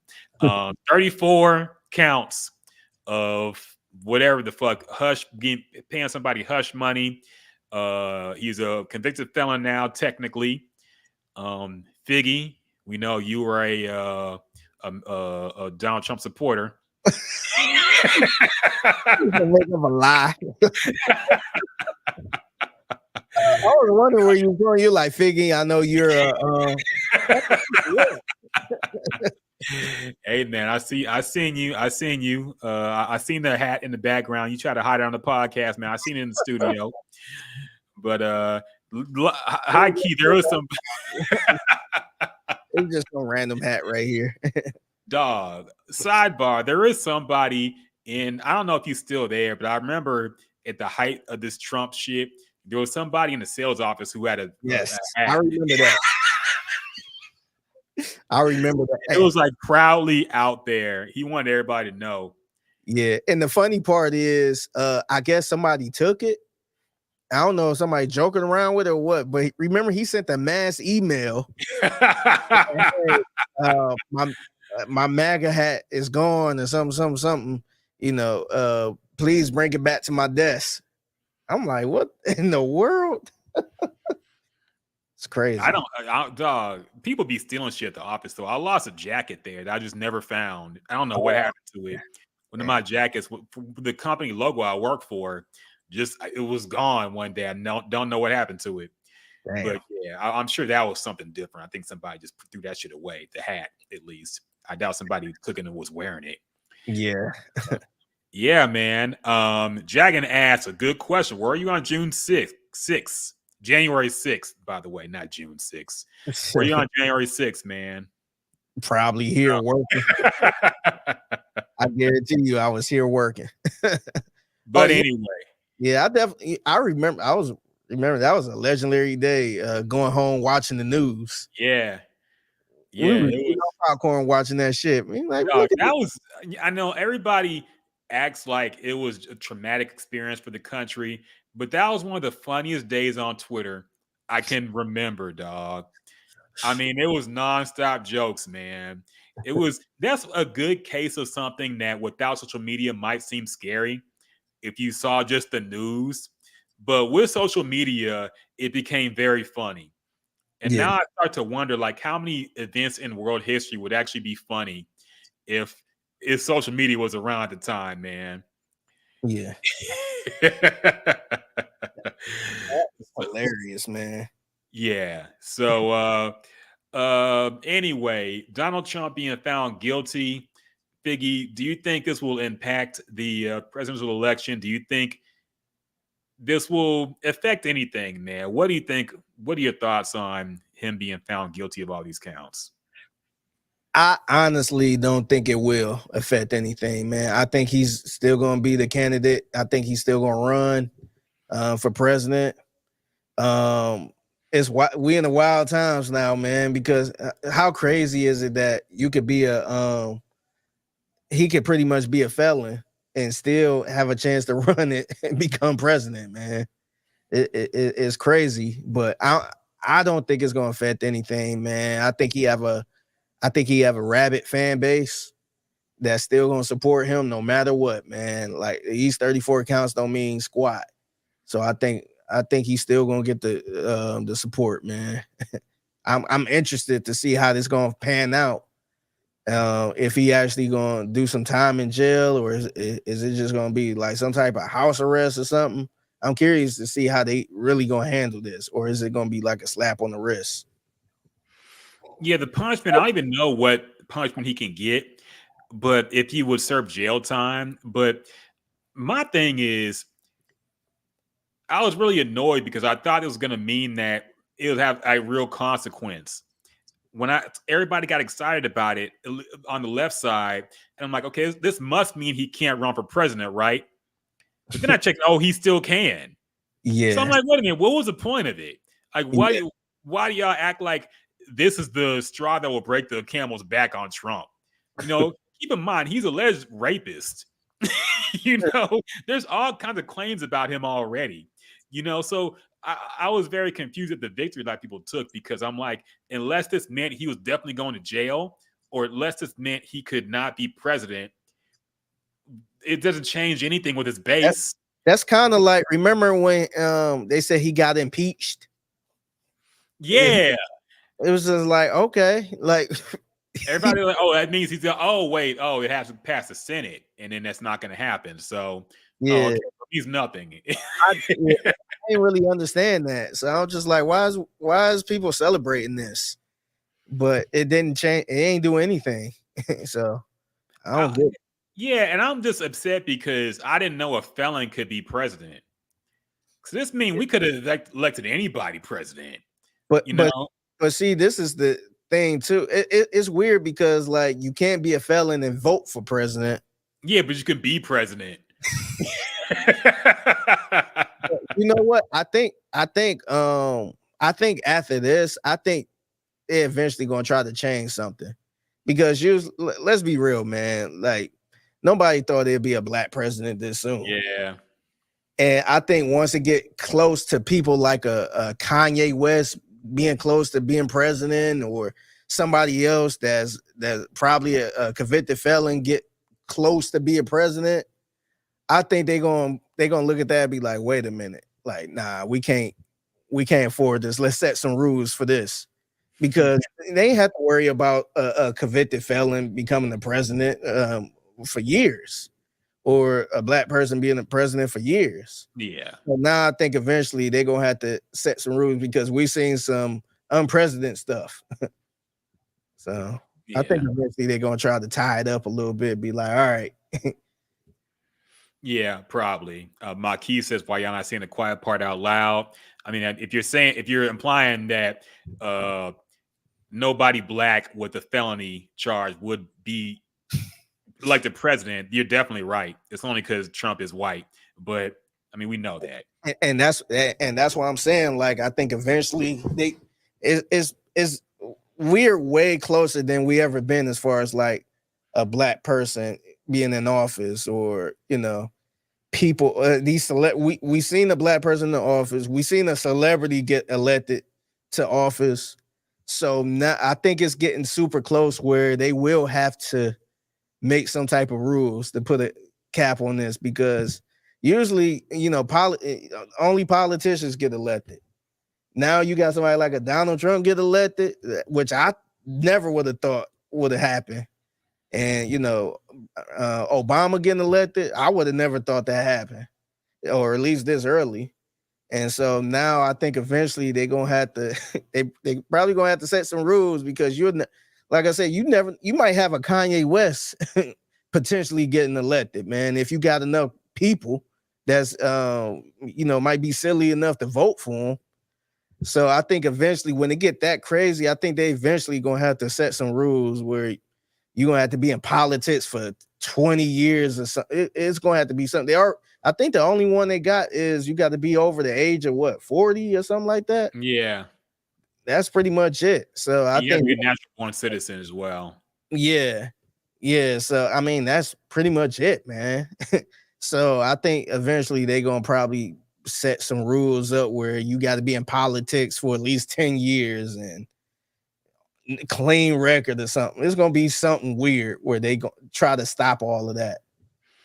Yeah, I mean, if Kanye even got close to having even a halfway relevant campaign, he would be killed. Okay, they're not going to let someone like Kanye be president. Yeah, and I just use that as an example, but it might be somebody else that's kind of wilding out there. Some type of wild YouTuber that's got a big influence. Because like I said, I ain't think Donald Trump will ever get elected. I remember during that time, people was just like, oh, Donald Trump, he'll be out of it. Oh, he just doing that for clout. He'll be out of it soon. And it actually happened, man. So I think it just takes somebody else with that type of pull as Donald Trump that's kind of wilding out, where it's like, man, we got to do something, because we can't keep having these celebrities and just random billionaires running the country like this. Yeah, where's the CIA, man? Where's all y'all done spend all this time destroying black organizations? Where y'all? Why ain't y'all getting active against these fucking celebrities and influencers trying to run for president, man? Marquis says, I think he will be elected president again unless a third party comes out of the woodwork somewhere. There is no good candidate. Yeah, man, I think this Palestine thing has really fucked up the Biden campaign. Man, I just don't see any chance of him winning unless I don't know. I honestly, he's got to step out, man. Honestly, I feel like somebody else got to run in terms, because he's just, number one, the fact that I don't think anybody has confidence that he will live another 4 years and be competent enough to be president for another 4 years. He barely looks like he's hanging on right now, man. And then his stance on this Palestine thing is really rubbing a lot of the left the wrong way. I don't know, man. I don't see it happening. I don't know what's going to happen. It's going to be a crazy election season, but yeah, I don't know. It's rough. Yeah. David was acting out where, oh yeah, he said, what in the world, all these white people, whoa, uh-oh. Yeah, that's what Figgy was doing. Figgy went to the Capitol on January 6th for the cookout. He didn't know it was an insurrection going on, man, all right? He was just there for the vibes. He didn't know. I would have been fired if they caught me up there, man. Hey, you might be promoted at some places, man. I don't know. Dragon Spitfire said them folks crashes his website trying to hand over their money. It's still about Trump. Yeah. Oh yeah, he did get a lot of money. Oh yeah, he got a bunch of donations after the verdict came in. Yeah, so that was pretty crazy. I'm not surprised though. His fucking fan base is wild. Maki also says he will be under house arrest in the White House. Yeah, that's crazy. He'll be a bracelet. Yeah, he's gonna have an ankle bracelet in the White House, having press conferences and shit, man. Man, ridiculous country. That would actually be hilarious. Nah, man, fucking have a mug shot, have a record, and be president. People be rocking his mug shot. Yeah, it's just wild, man. Dub said that sounds like a 2 Chainz line. Yeah, man. Maquis says Mexico not only has a woman as its president, but also someone who is not of the Mexican nationality. Yeah, I was reading about that woman. So she's not even Mexican? I gotta look her up. Where is she from? That's kind of wild. It is. Damn. Who is the new? I can't even see. Wait, I can't even see the person who. Is there a different woman? Okay, let me go. Mexican president female. Okay. Claudia Scheinbaum. That's a very different name. I'll say that. She was where was she born? She was born. Nah, she is Mexican. She was born in Mexico City. But I guess they're referring to the fact that I think she's Jewish, isn't she? I'm about to say maybe she's not Mexican. I don't know. Maybe her parents aren't. I don't know. She's a Jew. She has a Jewish family, but she was born in Mexico. So yeah, I get you. So that'd be like us electing a Asian president that was born here, but family from Asia. Yeah, we funny. We had Jackie Chan president, man. I know Bruce Lee could have been president. He was born in America. Yeah. He elected Bruce Lee president while he was alive, man. Missed opportunity. David says we can't let conservatives make free Trump t-shirts. They're gonna make that, man. You already know. They're gonna fucking think about people making mixtapes about Trump, man. Can't ban a Trump, like they can't ban a snowman. They gonna draw the Trump hair on a snowman. Can't ban a Trump man. Man, people love making them mugshot t-shirts, man. Oh yeah. You with the golfer, the Scheffler dude that got arrested and then end up going back to the PGA or whatever that was to play. Some dudes there had a shirt with his mugshot on it already, man. It was like 5 hours ago when he was arrested. They pumping them out, man. It's just ridiculous, man. But I'm not surprised. Yeah. He said, Maquis says, don't let me take you down a rabbit hole. Look, man, we've been down plenty on this podcast. All right. This is why this episode is 3 hours long, man. We went through several rabbit holes in this podcast, man. Yeah. So real quick, did you watch the Summer Game Fest? Let's get a little nerdy. You watched the Summer Game Fest? I didn't watch it because I was at the gym, but I did see I'm gonna get on my Street Fighter nerd thing. They revealed the characters for the new Street Fighter season. It's controversial because they're bringing in people who aren't from Street Fighter and they're from a different fighting game. But I like it, man. I fuck with it. I'm happy to see it. They dropped they're adding a black woman too who's been in the other games, Elena. She's African actually, but she fights with fucking Brazilian martial arts. It's wild. But I'm excited for that. And everything else I kind of skimmed, man. I didn't see any other big games that I was really into, but I'm not as tapped in about other games that I used to be. So yeah. It was one game that kind of caught my eye. It's a game called This Is Killer Bean. Yeah. And, I actually got the trailer up right here. So do this look familiar to you? So this is apparently like a legendary movie. But I never heard of it until fairly recently when people were reminiscing about it. I guess it's something that's just not in my age range because I never even heard of this shit. But it was like a movie called Killer Bean with a bunch of it's like an action movie where everybody looks like beans. They look like this guy. Yeah. And he's like busting guns and doing crazy shit. And there's a dance scene. And I don't know, it looks wild. But apparently they're making a video game based on that movie. with the guy who made the video with the movie. I guess he's involved in it, and like, this is the trailer for this shit. I guess it's like Grand Theft Auto. Okay. This game looks like... Okay, he flew out the car. What the fuck? That's what I call a dramatic entrance. There's a reason why I'm called Killer Bean. It's because I'm good at what I do. Really? What? Really? Some Call of Duty type shit. This game looks like it was on the PS3.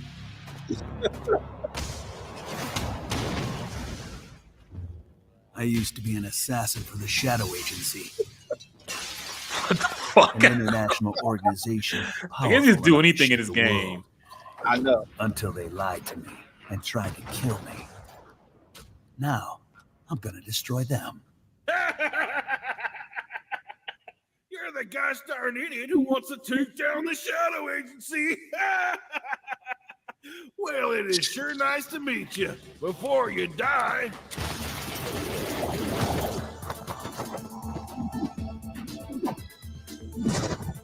It fucking look like it. A backdrop. Suplex City. Break dancing. What the fuck? Come on, man.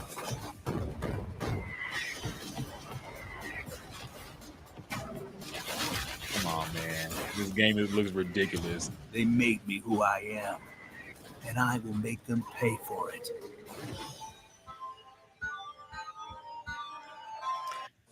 All right. I would say this. This game looks fun, but they better not be charging no $70 for it. Oh, you know it's about to be $69.99, man. Here's the thing, too, because they said early access. Here's the thing that games do now that I kind of don't like. They release games in an early state, and they charge like full price for it. And they say, well, we're still fixing things. We're still adding things. So the game is like not done. It might not have an ending. Yeah, it might have a bunch of bugs in it. And you just got to pay for it and play it anyway. And it's like, oh, this is early access. We're still working. Nah, man, sell me it when it's finished. Yeah. This early access shit is bullshit, man. Do you think they would do an early access movie? Or you just put out a movie that's not, the effects ain't finished, but you still got to pay for a ticket to go watch it and pay full price? Yeah. It's ridiculous, man. Yeah, I don't like that at all. Like, if you're going to give me early access, it got to be free. Yeah, exactly. Yeah, maybe give me a free trial, and then maybe I'll buy it afterwards. But I'm not paying. No, I'm not paying for a product that's not finished. That don't even make sense. Only in video games they do this fuck shit, man. It's annoying. It's really annoying. But what can you do? What can you do? David said he thought another Kendrick song dropped because how long this podcast is. Look, man, I have to say it, but usually we run this long. We try not to. We try to cut it short. But, you know, me and Figgy get to talking and we read comments and we just go on and on sometimes. Man. Yeah. And plus, we missed last week, so we kind of like catching up on everything. Yeah, we double backing on it. David said he looks like a chicken nugget. Yeah, it looks more chicken nugget than bean, but it's like a big-ass bean, I guess. Yeah. Maquis says, do you play first-person shooters on PC? If so, try 6 Days in Fallujah and Gray Zone Warfare. I will check. I play first-person shooters. I used to be into them a lot, but then I went mainly to console. I don't play them as much. And when I do play on PC, I play like retro shit, man. Like I play Unreal Tournament and shit. Like I like those types of games. But I will check those out, man. I'm getting back into PC gaming, so I'm gonna check that shit out, man. I'm gonna check 6 Days in Fallujah and Gray Zone Warfare. I'll check it out, man. He also said, we didn't talk about that too. NCAA football. The pricing of NCAA football, I guess it came out and it was ridiculous. Yeah, so I think they have a version that's like $150. Oh, the MVP version. Okay. Yeah, and I think that version come with the new Madden too when they come out. So you'll have so the new Madden not even out yet, but you'll get it once it come out. Where it's like, why would I want to buy it now? Like, I'm not that diehard of a Madden fan where I pay for it early. Okay, it's another thing I just read here that pisses me off too. So let me read what these three versions are. Standard, the basic version of the game for everything. The deluxe version will be out 3 days before the game comes out. It's another thing I hate, man, because they do this too. They say, okay, you can pay if you pay $30 more, you can play it 3 days earlier. Which means the game comes out 3 days earlier. Yeah. But they're just trying to get more money out of you. Because if the game is ready to go, why not just drop it 3 days earlier? Yeah, or why would I just what's the purpose of me getting it 3 days early? Because you know why? You feel the FOMO because everybody on social media going to be talking about how great this game is. They're going to be uploading clips and you're going to feel like everybody's playing it but you. So you got to pay the extra $30 and play it early. But you know what I'm going to do? I'm going to say, cool, I'll be playing it in 3 days. Like, I can't wait to play it. Dog, I'm not paying that much money to play it 3 days. Like, if you told me like a month early or a couple months early, then I would be like, yes, let me play this for a couple months before it actually come out. But 3 days, man, I probably won't even have time to play that game if I buy it. I'm not paying it extra $30 for 3 days. That's ridiculous, man. It is, man. But they clean up because of this, man. Because people clearly doing it. Exactly. Especially with this, dog, people been waiting for like 15 years for this game to come out, man. So you know they're gonna do it because they're gonna see everybody else talking about it. Like, well, it's only 30 more bucks. Fuck it. and shit, I'm one of the people that been waiting on this game too. I almost pre-ordered it. Because they, when you go on the PlayStation app or whatever, it show it right there, like to pre-order. I almost went on and pre-ordered it, but I thought about it, I'm like, that don't even make no sense. It's not like it's gonna be sold out. Mm-hmm. What the hell am I pre-ordering it for? I'll just buy it whenever I get the chance. I'm not spending no $70 right now. I'm not playing nothing. So I rather just, when it come out, I'll probably fill it out a little bit and then pay for it. But that's a good thing I like about how the games are now. Ain't like I gotta go to the store and hope they still have some in stock and all that. Yeah.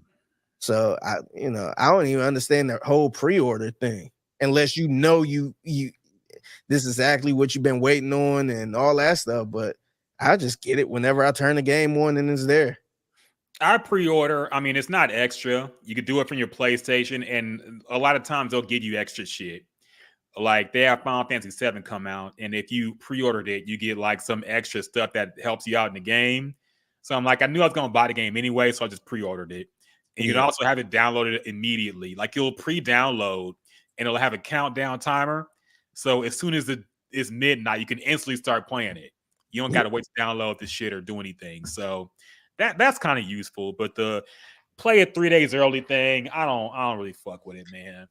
Yeah. How you feel about I don't think you got to the $150 version of it yet, but how you feel about these games that got like it's mainly Madden and 2K and all that shit where they saying, oh, get the deluxe version because you get these players cards in the game or whatever it is, the ultimate team, and it's just like nobody I can't say nobody cares about that because clearly they're making the killing off of it. But I'm like, I don't play Madden to play no ultimate team and decade team or all this other crap they got on there. I just don't get it, man. Yeah, that's what they call microtransactions now, where they make you pay extra shit for these extra perks to do better in these extra modes. And like we talked about it with NBA 2K, how your player is shitty when you make a player in the most popular mode where everybody plays. And to get your stats up quick, you got to pay money to get your stats up. And yeah, it's trashy. I hate it, but people buy it. So I blame the people. If it wasn't making money, people wouldn't do it. So I blame the people for buying this shit. But what can you do, man? It's the world we're living in right now. Yeah. Yeah, I think the only game I'm ready to get though, I can't wait to play that GTA 6. Yeah, it's going to take too fucking long, man. I'm sick of waiting. 2025, They man. We showed the trailer. Just I can't wait to play that game. I'm gonna still get NCAA, but like I might actually pre-order GTA. Oh yeah, it's gonna be a movie, man. That shit gonna be fun. I'm looking forward to that too. I ain't gonna lie, I gotta go to the bathroom, man. So we could, but one thing real quick we didn't touch on, man. I did see there's some cancellation tour stuff going on. The Dream got an accusation, rape and assault or something like that. Got any thoughts on that, Figgy?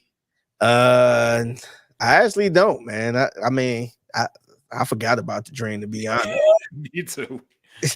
But yeah, it looked like he got some like was sex trafficking charges too. Yeah.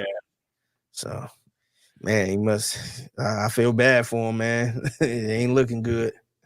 Kanye too. Kanye got a charge. Somebody, his ex-assistant, accusing him of like sexually harassing her or some shit. So that's actually shocking because I felt like all the stuff Kanye ever did, man, I felt like he never had like a charge or anything like that. Yeah.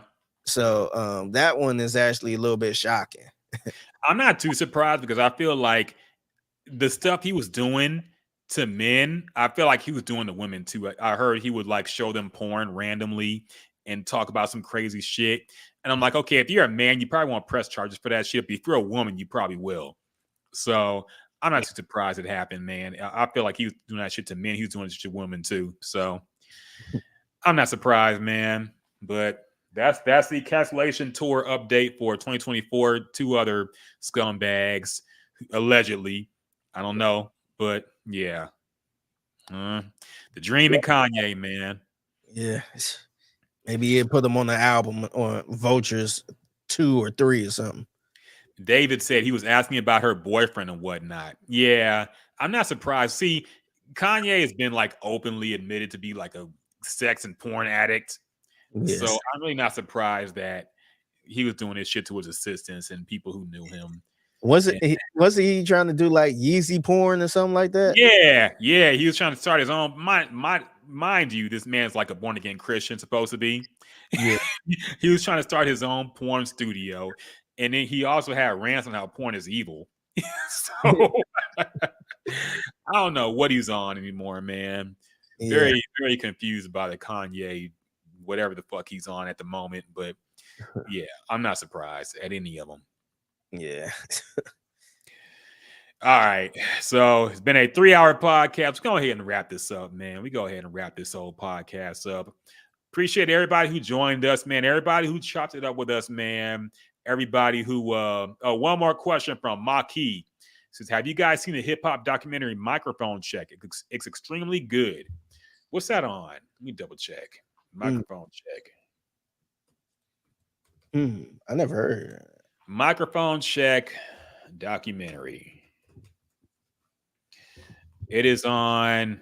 What the fuck? What is it on, man? Put us on. I don't see it, but I'll check it out. Is it a movie? Like it's a movie in theaters? I see tickets on Fandango. Oh, this dog Tariq Nasheed. I don't know. Oh, okay. It's one of them movies, man. I say I thought you put us on some. I don't know about this dude, man. I'm sorry. I don't know if I'm gonna check a Tariq Nasheed movie, but I might take your word on it, man. But appreciate the suggestion regardless. Yeah. Last season of Power too, man. You watching? No, because I haven't watched any of them since a long time ago, man. Yeah, I know. I was just messing with you. Wait, is the last season of Ghost or Power Ghost? Yeah, with the Tariq. Okay. Yeah, okay. Yeah, last season. Ain't he like 30 by now, man? Like, how old is this kid at this point, dog? I don't know, but they wrapping it up, man. It's over. Just last season. Finally. Yeah. But I'm sure they'll have another Power come out soon, man. So it'll never end. Anyway, back to wrapping up the podcast, man. Yeah. Maki said, I'm not a fan of his, but the documentary is talking with a lot of pioneers. Yeah, I'll check it out. I got to bootleg it though, man. I'm gonna be real. I can't support that financially, But I'll check it out, man. If it's if there's some good stuff in it. But yeah, I'll see. We'll see about it. Anyway, yeah, appreciate everybody who joined us, man. Everybody who chopped it up with us and asked us questions and just watched, period. We appreciate all the support, man. I gotta real quick, man. I'm sorry to everybody on Instagram. I keep forgetting about y'all, man. The comments on here going crazy, man. Dog, do you? This reminds me of the bit from Saturday Night Live. The "What's up with that?" When he was like, when they always forget to talk to that one guy. There's one guy who they always never got to. And that's our Instagram comments, man. At the end of the show, we always say, "Hey, sorry, Instagram comments, we forgot y'all. We ain't get to y'all." Yeah, it was Bill Hader, I think it was. Yeah, Bill Hader had a silent character who never talked. But anyway, yeah, we treating this person like was it AJ Hawk on the Pat McAfee show, man? Yeah, that motherfucker never say shit. Never get to talk. But anyway, we appreciate all y'all, man. Even if we didn't get your comments on Instagram, we appreciate y'all. We love y'all. And until next time, peace. All right.